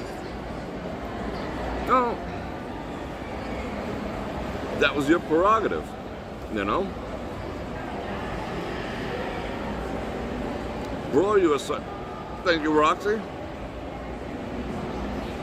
Including what? Including a chauffeur? What are we talking about? What in the hell did I just walk into? What? Melanie, welcome aboard. I'm doing an AMA, so I'm just letting it freaking rip. You know, whatever I'm inspired to talk about, I'm going to talk about. So, I guess we're talking about, like, multiple wives, biblical stuff, whatever. Ask a question.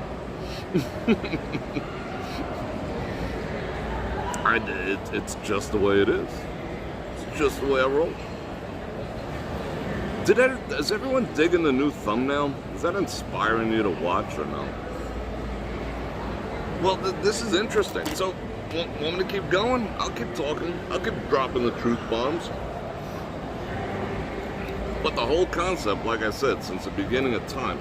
But you know, I'll tell you how all the, well, I wouldn't say all, but I spoke to a lot of people in the Mormon sects, and a lot of people in the Hasidim, and how they I wouldn't say get away, how they're able to afford the multiple situation is the way they work the finances is extraordinarily smart. Like they will, and the Amish are the same way. They will sell outside of their sect. So you go to their town and you want to buy some furniture. Okay, so you go into one of their stores, they take your money, and it comes into the community. But when it's their turn to go and spend money, they only spend money for the most part with other people in the sect. So when they need their car fixed, they're not going to the English. They're not going to me. So I will give them my money to go buy something from them. They will never give it back to me. They will never spend money in my direction. They will give it, it'll pass around. So that's how they're accumulating more and more and more wealth. They're open to doing business with the entire world, but when they spend money, they only spend it in their own circle. So they're accumulating and accumulating wealth. And that's how you can afford 3 wives. That's facts. You know, but then again, they're living a life of modesty. So when you think of affording 3 wives, let's just say hypothetically, what are you talking about? Let's see if this guy, oh, he's got a kid. He ain't gonna try to whack me. It is 4:20 AF over here. Where the hell's that coming from? Anyway, when you're talking about like having 3 wives, you're not talking about the modern woman who needs her nails done, who's getting Botox, who needs hair extensions, who needs, you know, butt implants, who needs, you know, the latest frickin' yoga pants to go out and show her body out off to the entire world. You know, it's not about that. You know, they live modestly. So living modest, what does that boil down to? A decent house where everyone can live and food. You know? Make your own clothes. I mean, that's a lot. How many women know how to make your own clothes? My grandmother knew how to make her own clothes. My grandmother used to make clothes for me when I was a kid. Now it's just like, no, let's give our money away to a corporation. Fuck it, you know? Let me buy some, what you might consider clothes, but, you know, half my boob is hanging out, you know? Because I'm a strong, independent woman. I can show my boobs off. But they don't do that. So they're on the modest. So it's not really that expensive for them to do it if you think about it. Some more food, some more water in the soup, you know?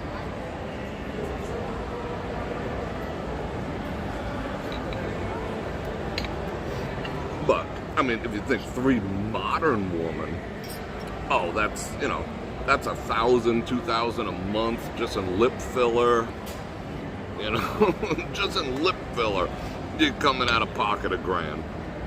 So, yeah, that could be problematic.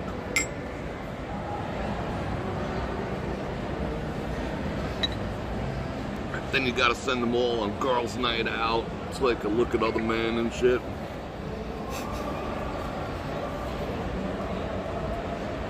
Alright, I'm gonna eat this rock. What are we talking about? Wait, what more?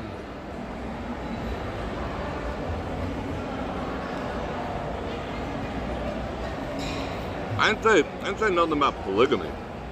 I wasn't discussing, when I said the Mormon church, I wasn't talking about polygamy.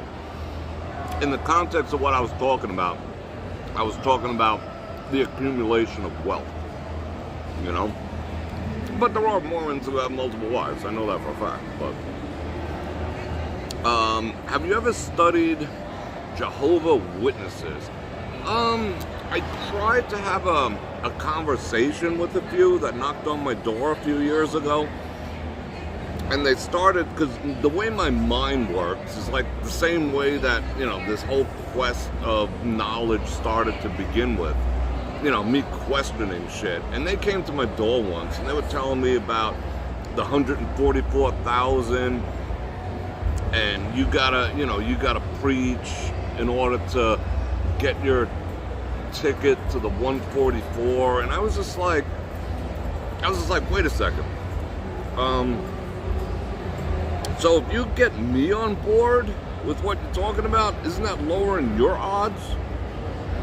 You know, because maybe I'm vying for the 144 too, or you just hoping, you just like using me to fill up your calendar and hope I never follow through to secure your place.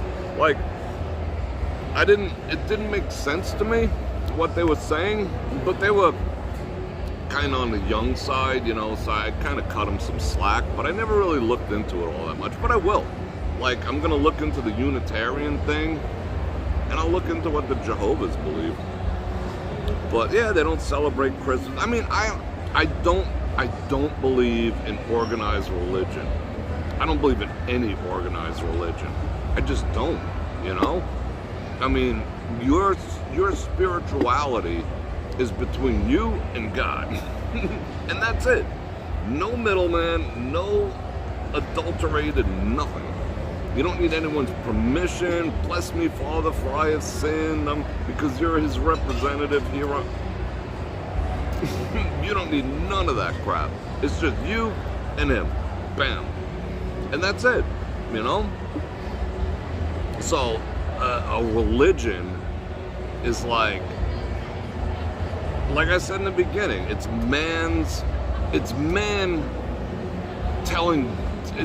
man telling you how they feel God is supposed to be worshipped, which inverts the thing. They're bringing God down to their level and telling you how to. Nah, anyone tries to do that, no. You do you. You do you. Brother husbands, no such thing. No such thing. Yes, it's a double standard, but no such thing. I mean, yeah, in some freaks there is, but no such thing.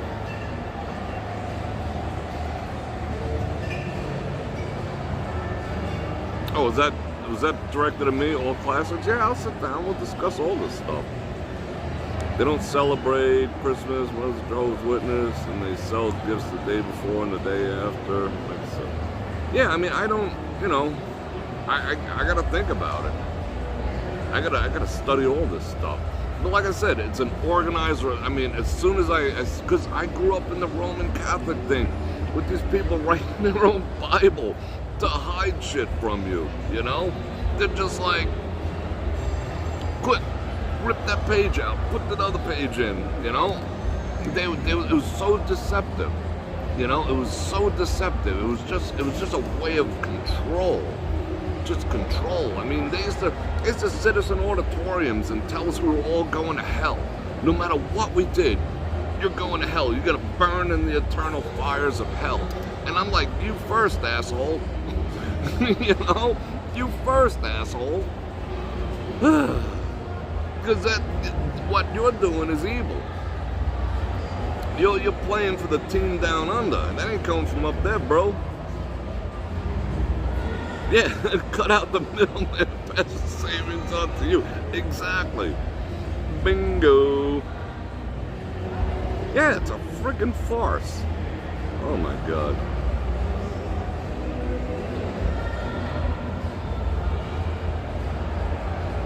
Yeah, Melanie, I mean, I'm into, you know, like I said, I'm into conceptually, I want to hear about everything because I ultimately believe, for the most part, that we're all on the same track.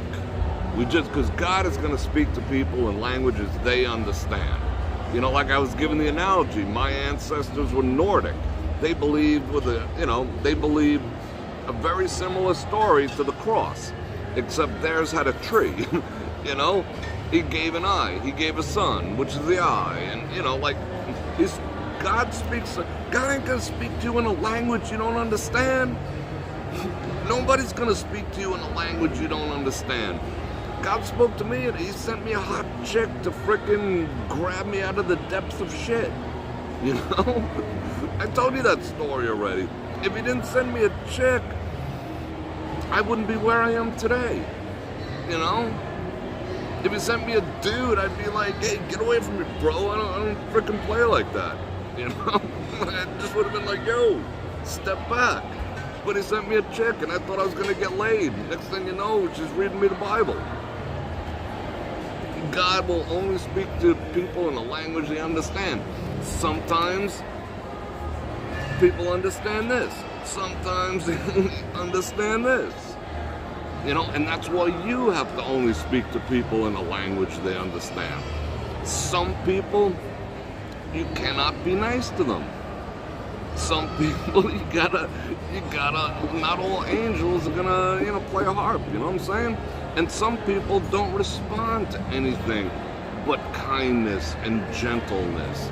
You should learn how to speak to people in a language they understand. The tree of life.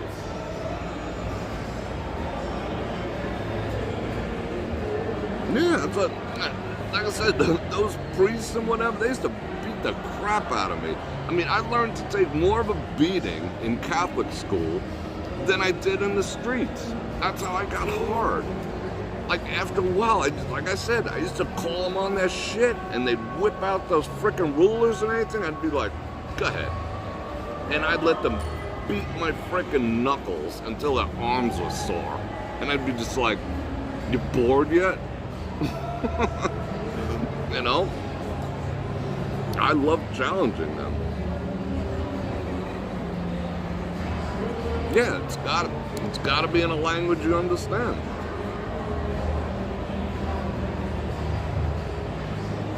Much of what I believe is in line with what the witnesses believe. That is interesting, because what I believe is what I've read and studied in the Bible. So are you telling me Jehovah's Witnesses are more closely related to the truth that's in the Bible? That's an interesting concept. And it's not what I believe, it's what I know. There's a huge difference. It's what I've studied.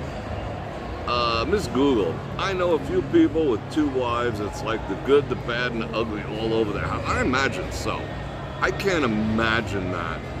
I mean, the level of stability that has to be in place for that to really happen. I mean, if you go look at an old movie called The 12 Red Lanterns or something like that, it's very similar, except Asian.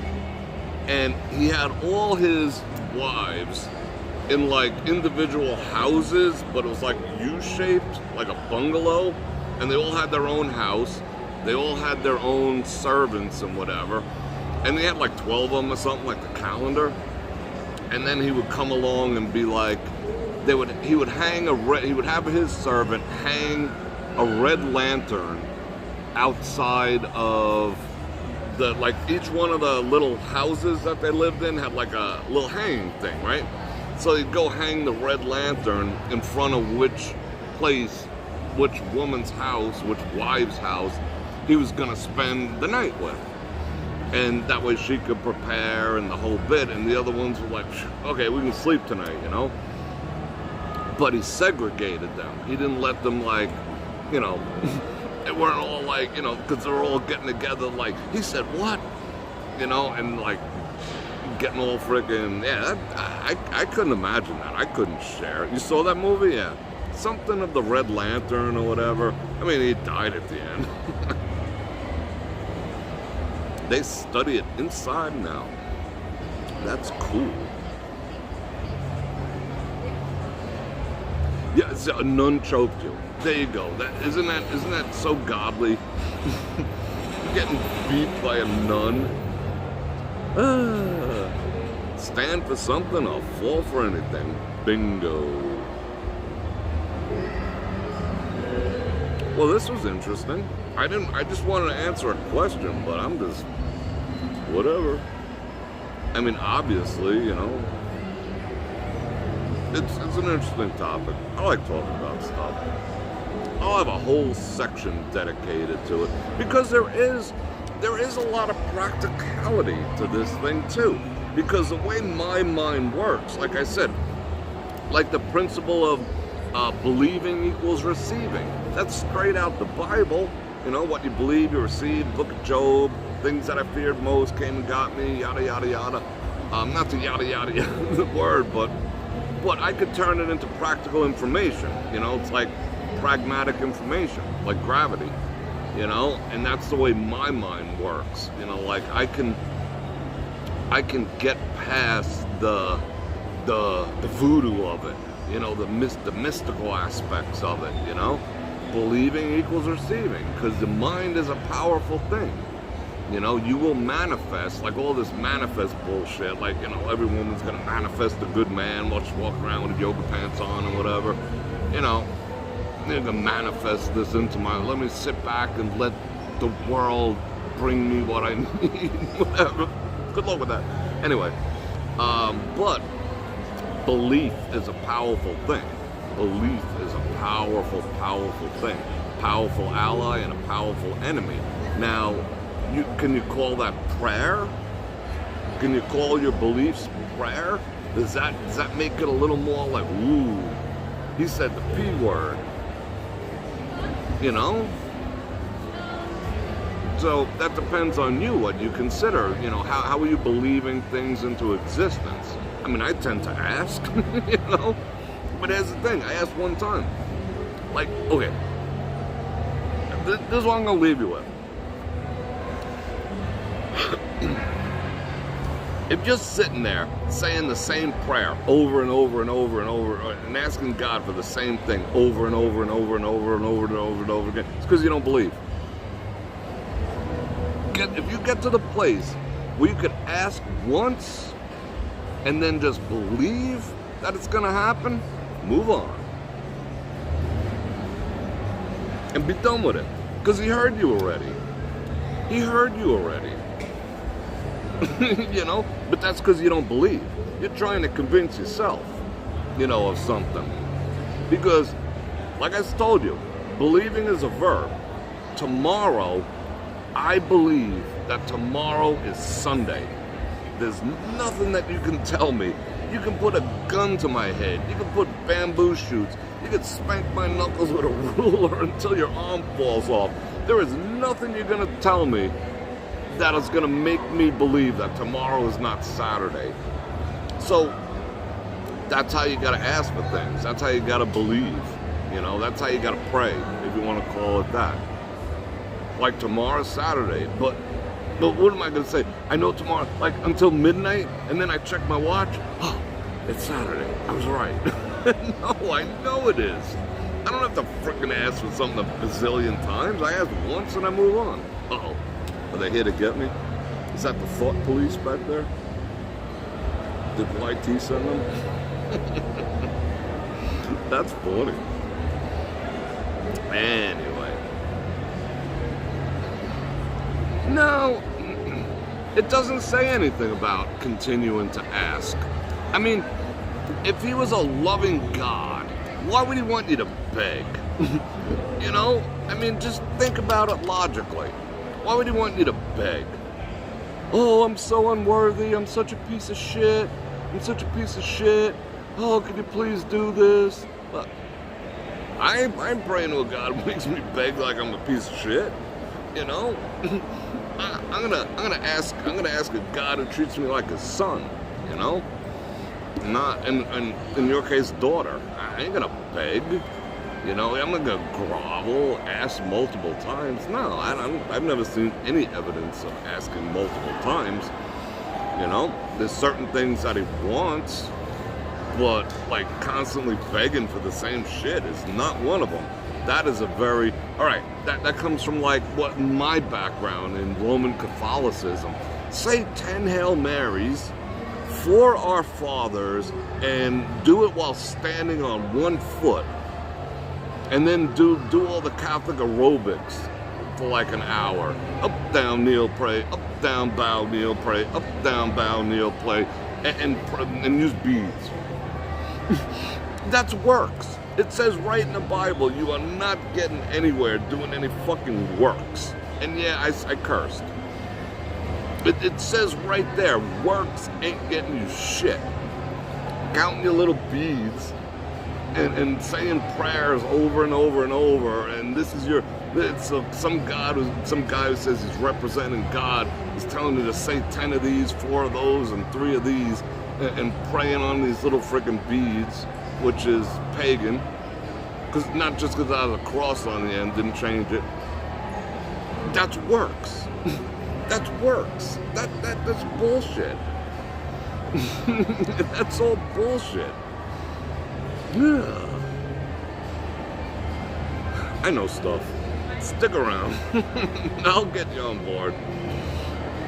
Yes, Val Marie. Bingo. Just the whole thing is put them first. You want to have a good life, put them first. You know? That's all. Everything else is cool. Just don't put it first. Just don't put it before him. You want to knock boots friggin' 100 times a day?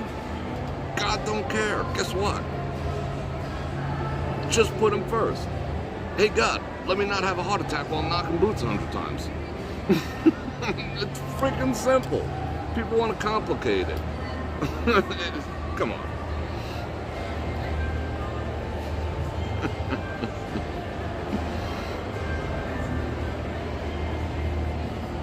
Yeah, exactly. Dave, bingo.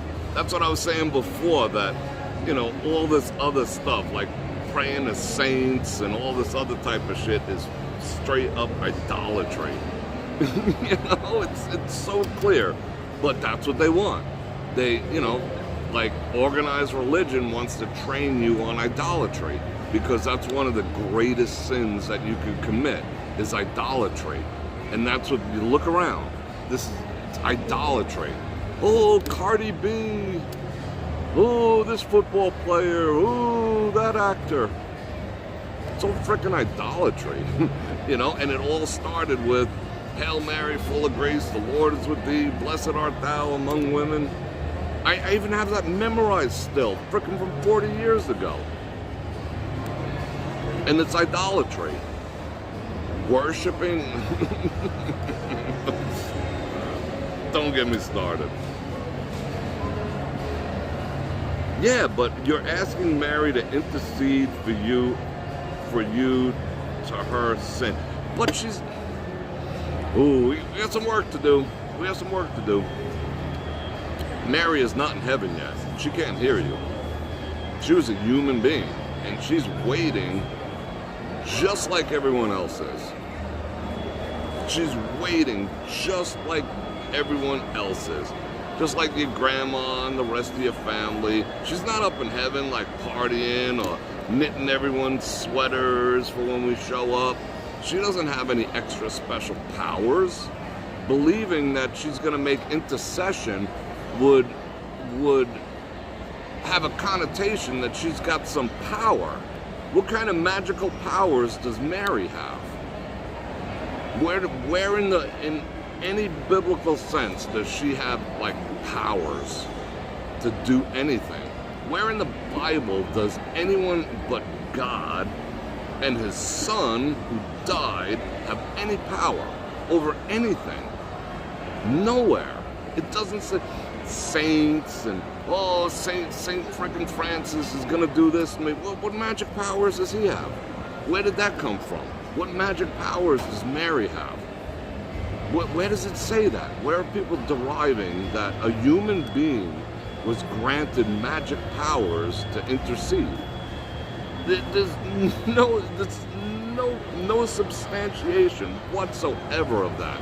That is religious to get you to pull the focus from the true focus, you know? Prove me wrong. Prove me wrong. Show me one scripture where it says Mary will make intercession. I'll eat my words. I will eat this phone. I will lick the floor if you can find that. I will literally lick the floor if you can find one scripture that says Mary has superpowers, that she's going to do anything on my behalf.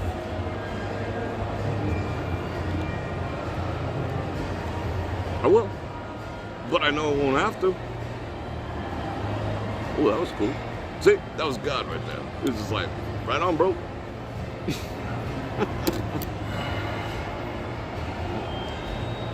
Making the heads explode yet? What question? All right, people, I keep saying I'm going to leave you with something, but I'm going to roll. Question where you got the things you believe. Where did you get them from? Who gave them to you? Where did you learn them? Where did they learn them? I did. I did the work. I'm not perfect. I'm far from perfect. Trust me, you know that. You people know that. I ain't perfect. I'm a fuck up just like everyone else. But I know what the hell I'm talking about.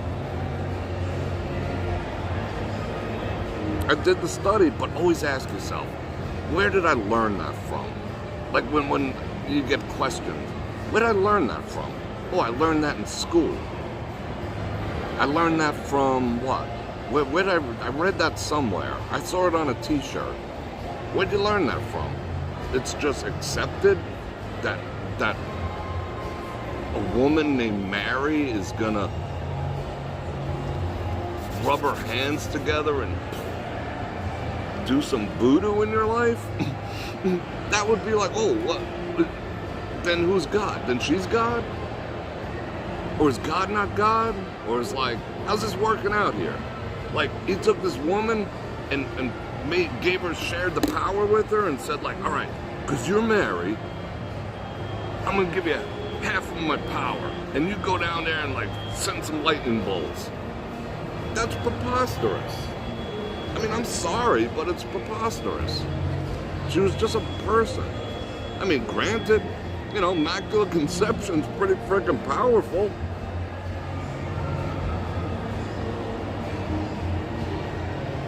Is Mary the Son of God? If so, don't.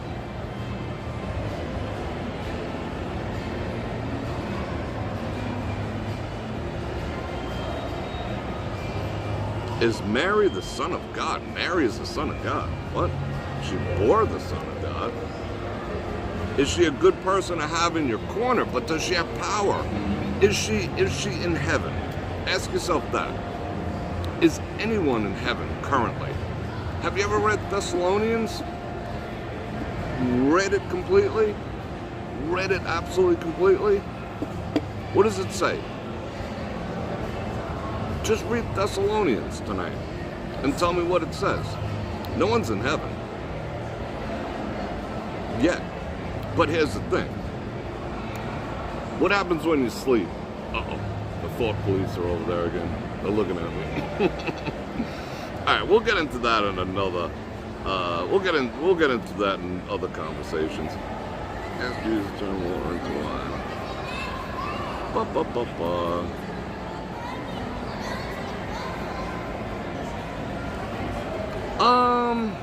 They don't mention anything about the so-called rapture. Why am I getting weirded out? Why is there all these cops over here?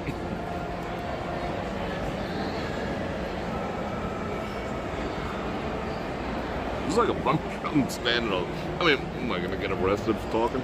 Anyway, let's see. I mean, there's enough.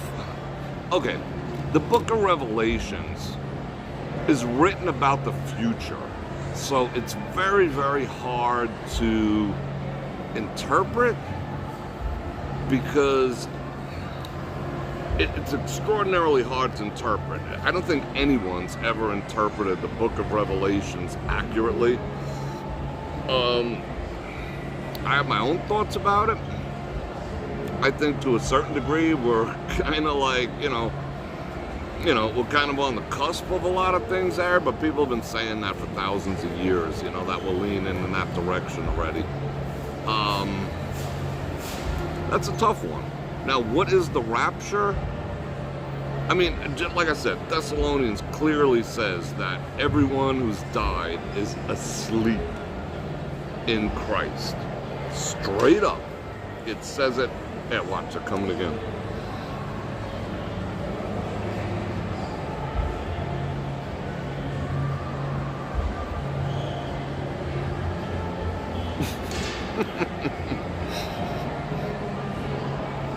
There's like 10 of them. Anyway, I digress. It says that everyone who's died in Christ, that means believing, is asleep. It says it as clear as day. Asleep. I checked the concordance. Ancient Aramaic, Hebrew, Greek, ancient Hebrew, all means asleep, means asleep. So I don't know what people like, grandma's up in heaven. No, she's not. I mean, I'm sorry to bust your bubble, but she's not. She's asleep, waiting for that. But you know what? 1,000 years, like when you're asleep, you don't know whether 5 minutes passed or 1,000,000 years. Because what happens is, all right, you pass, your next waking moment, you're there. So from their perspective, it's instantaneous. But in a time thing that we have to, how would you say? The physical law of time dictates that, that they're waiting. You know what I'm saying? But that's a whole deep subject.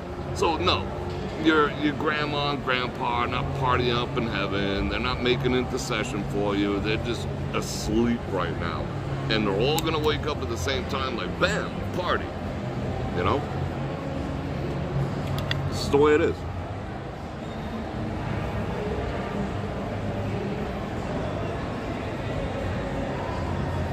Somebody read 1984. What is that? No, we'll know when the revelation starts. I mean, there's certain things that are going to happen, but yeah, not dead, asleep. Bingo. It says, the word is very few words biblically are literal, but that word asleep is literal AF. That means literally snoozing. Literally snoozing. But see, the whole thing about getting people off track and worshiping their grandparents, and Mary's gonna do this for me, and St. Francis is gonna do that for me, and or St. Patrick is gonna do this for me, and all that. That's a design, because from a biblical standpoint, thou shalt not put no one before the big man. So that's all.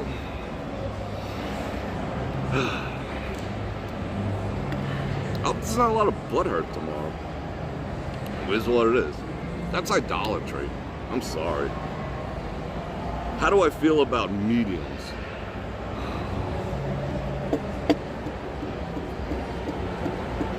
Do you really want me to go there? I cannot wait until this new platform is up. I'm gonna just let her rip. So stand by. If you're new, hit the subscribe button, because all these conversations, we're gonna have extraordinarily deep ones once I move to my new platform. Because I cannot say the things that I truly want to say here on YT.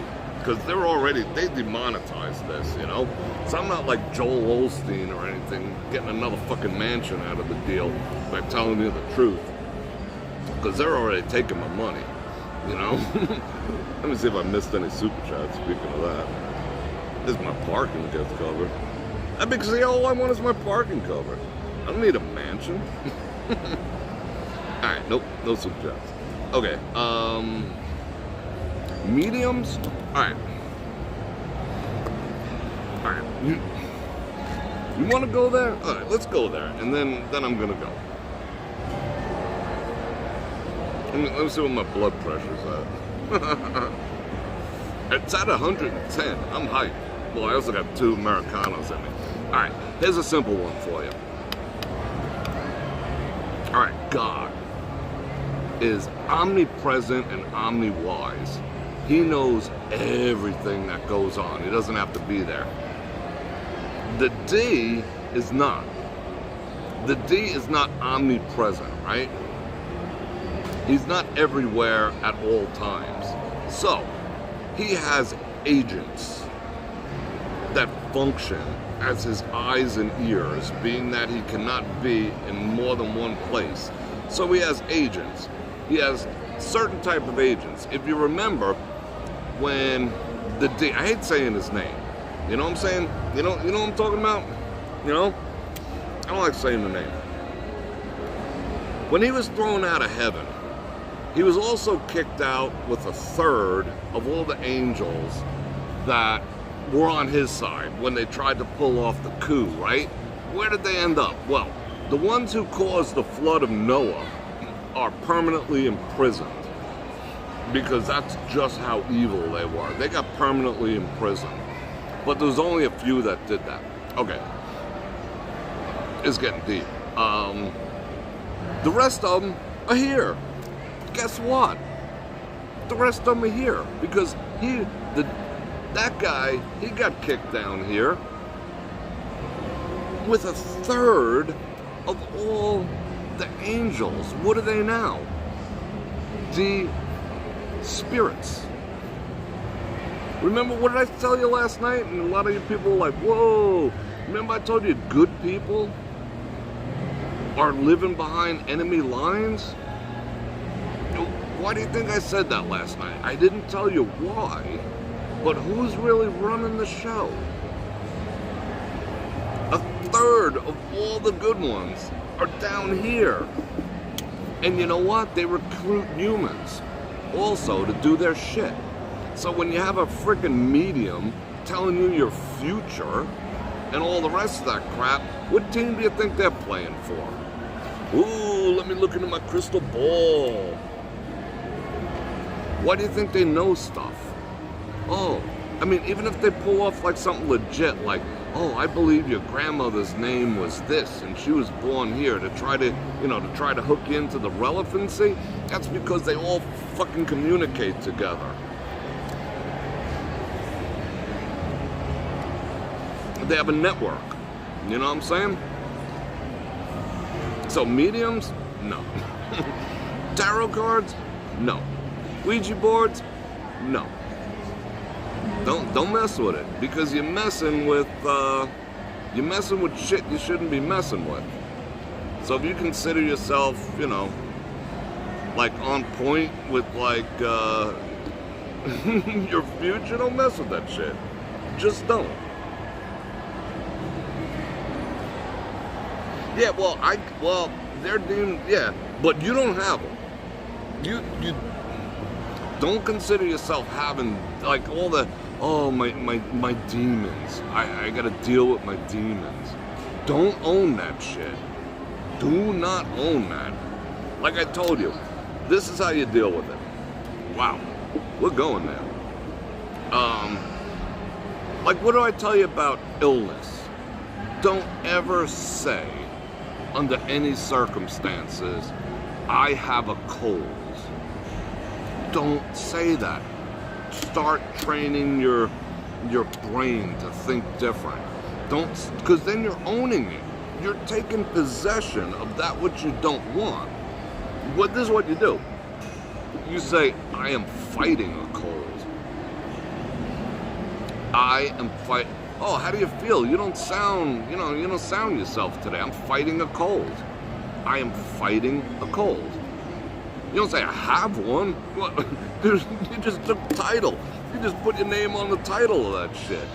Never say that's why you're fighting this, you're fighting that, you're fighting rheumatoid arthritis, whatever it is, you're fighting it. Don't own it. Don't say, I have this, I have that. You're taking ownership of it. And it's the same thing with your demons. Don't take ownership of your quote-unquote demons, because you don't realize how powerful that is. Don't own that shit. Don't be like, oh, my demons, No, this is the way I think about it. You know why I irritate people? You know why there's only 107 people listening right now when we have 240? Because, that's why. Because, like, what do you think I like Olight so much? I like shining light into the dark corners. I like doing that. Because light dispels darkness. Darkness cannot dispel light. You cannot throw enough darkness at light and make light go away. But you can throw light into darkness, And that's my mission. Always has been, always will be. But, I do other shit too. I just felt like going there. Yeah, legions.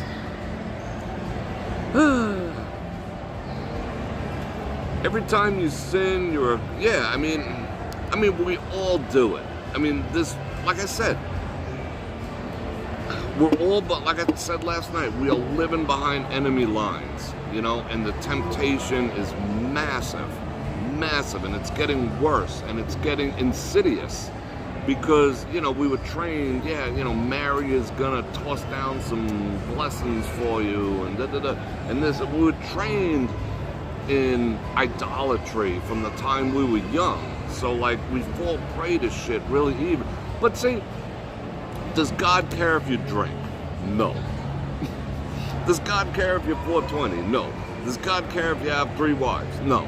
Does God care? I mean, there's certain things. You gotta, like, commandment-wise, fairly accurate, you know, unless it was, this stuff we gotta get into. I can't get it. I can't give you everything tonight. I'll teach you about the 10 Commandments one day. Nothing in excess. I mean, if you don't put anything first and you don't do it to excess, it's like whatever. Whatever, you know? As long as you're not hurting anyone. I mean, okay, excess. Drinking too much, you know, you're screwing with your family's future. Do you gamble too much? You spending your kids' college fund, you know? Yeah, that's kind of bad. That's pretty freaking bad. But,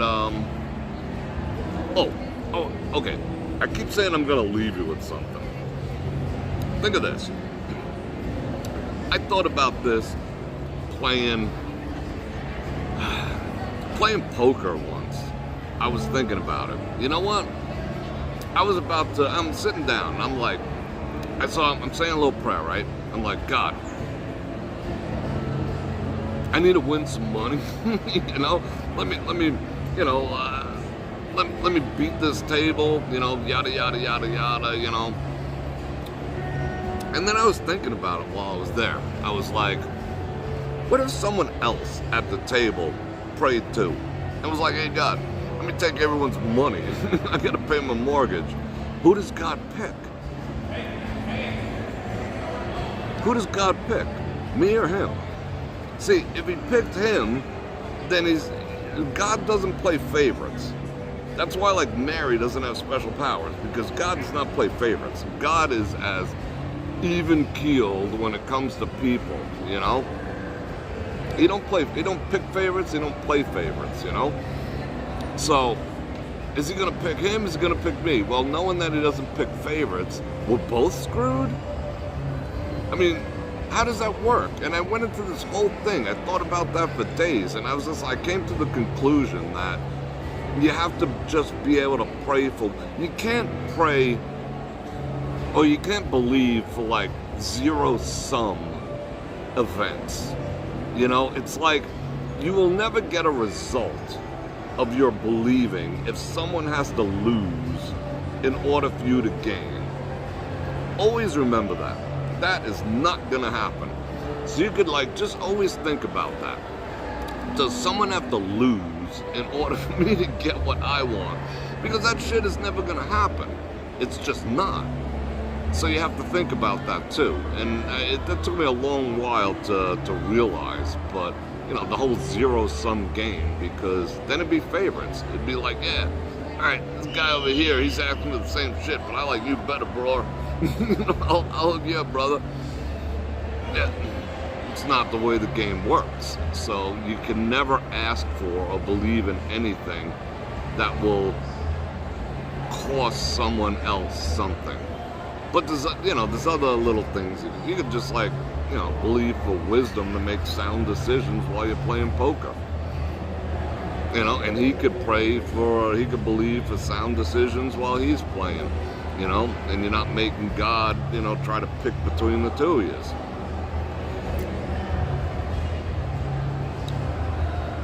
Got it? Anyway, that was the most interesting conversation I think we ever had.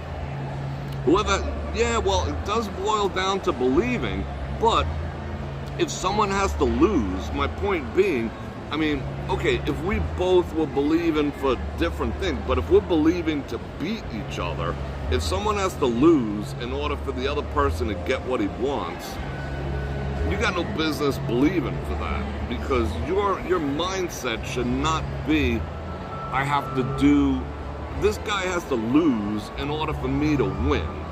Like, you can't, I mean, that's okay. I'll step into the ring. Someone's got to win, someone's got to lose. We're going to duke it out. But to pray that I can beat this person to a pulp so I can win, and he's praying that he can beat me to a pulp in order to win, that ain't going to work. It just, God's just going to be like, dumbass. You know, I ain't answering that prayer. You know, I ain't touching that. You guys just beat the hell out of each other. You know? Yeah, we got so much to talk about. Karma is my belief. What is karma? What is karma? You know, I was thinking about that too today. That's funny you mentioned that. What exactly is karma? Like, who controls it? But like, where does karma come from? Karma, chameleon. You come and go. You come and go. Like, where does karma, like, who owns karma? Does God do karma? No, I don't think so, because God don't do no evil shit. God don't do nothing messed up, so God can't be behind karma, right? So what's behind karma? Like, oh, karma's gonna get you. You're gonna do enough stuff and karma's gonna roll around and kick your ass. But we all know that there's no harm in God. God don't kick anyone's ass. I mean, you know, sometimes he might send me to go do it, but other than that, you know, he don't cause harm to people. So karma can't be a godly concept. Like, because God isn't like, all right, I'm going to wait till this guy goes down an alley and then I'm going to drop a piano on him. Boom. You know, that, God don't roll like that. So who controls karma? Who controls karma? The great universe? I've been thinking about this, like, for the past, it's funny, I've been thinking about this for the past 2 days, because I almost thought about that. I was just like, oh, karma's coming for this individual. After I had that blowout at the Vidara last night with their entire swing shift, bunch of a-holes, in the valet. And I'm thinking, like, that was my first thought. I was like, karma. And I'm like, who am I really asking to deal with these people? Who am I really asking that karma come and whoop their ass? Because that would mean, like, what would that mean? How karma, like, who controls it? Who's pulling the strings on karma? And then I thought about it a lot, and I kind of know who's pulling the strings on karma.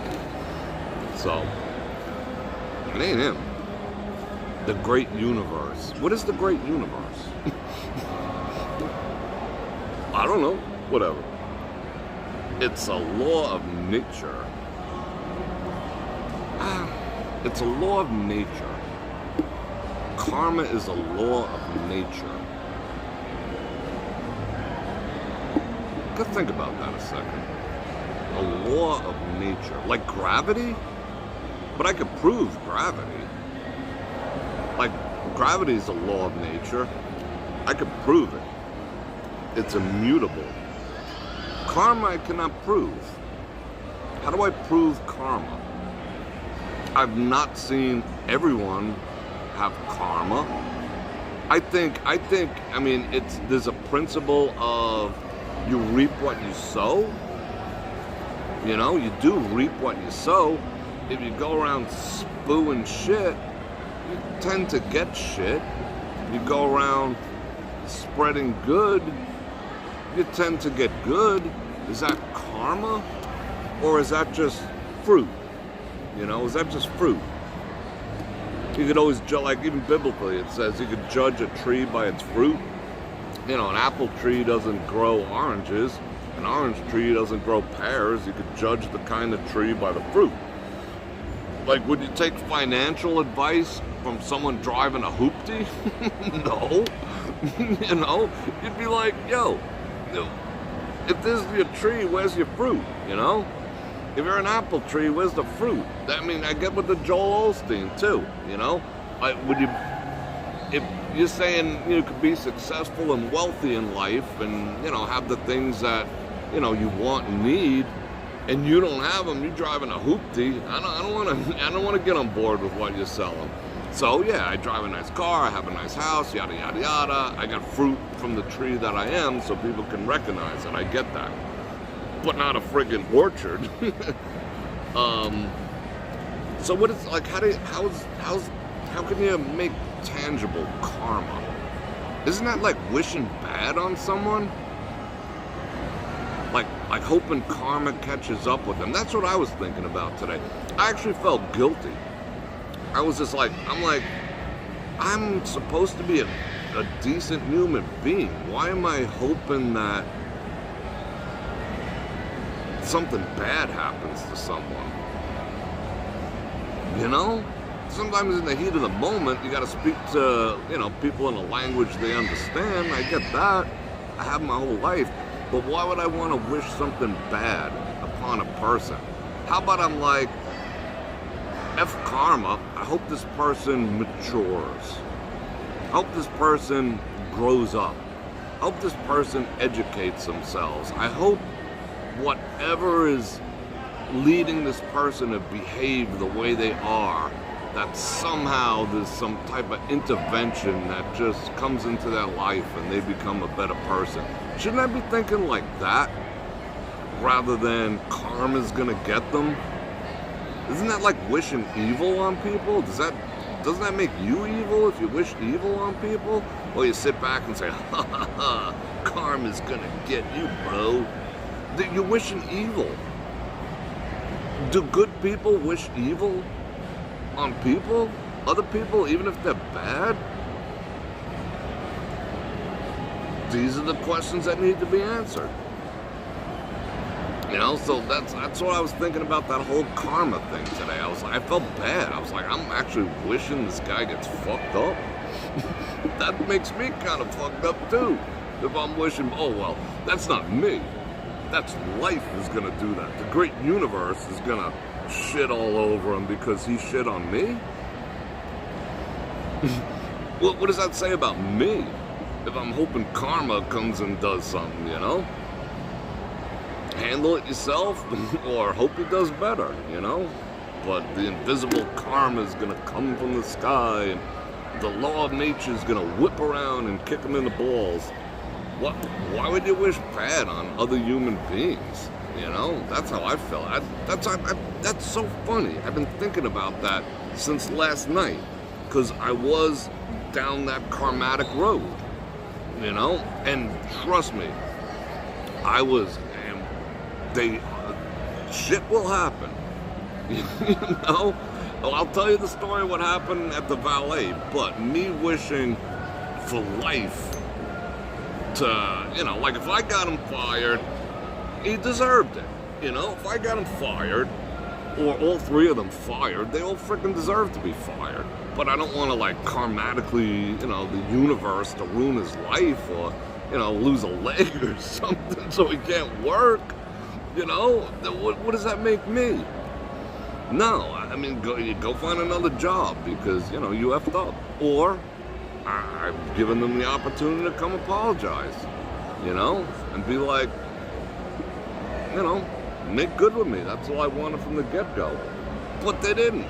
So if they lose their job, they lose their job. I'm not going to worry about it, but I'm not going to believe the great karma to come and do something horrible to them. Oh, he's going to get what's coming. Oh, it wasn't that important. You know what I'm saying? What does that make of me? I got to hope for the good in humans, not the worst of humans. But anyway, I digress. I'm all doing all the digressing. Are we going on freaking 3 hours? Holy cow. Anyway, that was fun. I guess there wasn't many questions. Did you guys enjoy this conversation? I mean, whether you did or didn't, I mean, it is what it is. But I do appreciate it. Stephen, thank you for the 10 Bananaramas. Caribbean for the 5. Tom Mac for the 5. And Tom Mac for the 2. I do appreciate the 3 of you. You are awesome. And tomorrow night, we're going to go out. Remind me to tell you the story about the valet over at the Vidara. And I got to go. They actually closed this place. I got to go give her some money. I don't want to. I mean, she hooked me up. I got to go find her. Anyway, I appreciate you hanging out with me. I'm going to invite you to like, share, subscribe, hit the bell button, do all this stuff, and I do appreciate you. And we're going to go out tomorrow night. Not sure what we're going to do, but we'll be around the strip somewhere. And I love you guys. And on that note, Bror Fredrik out.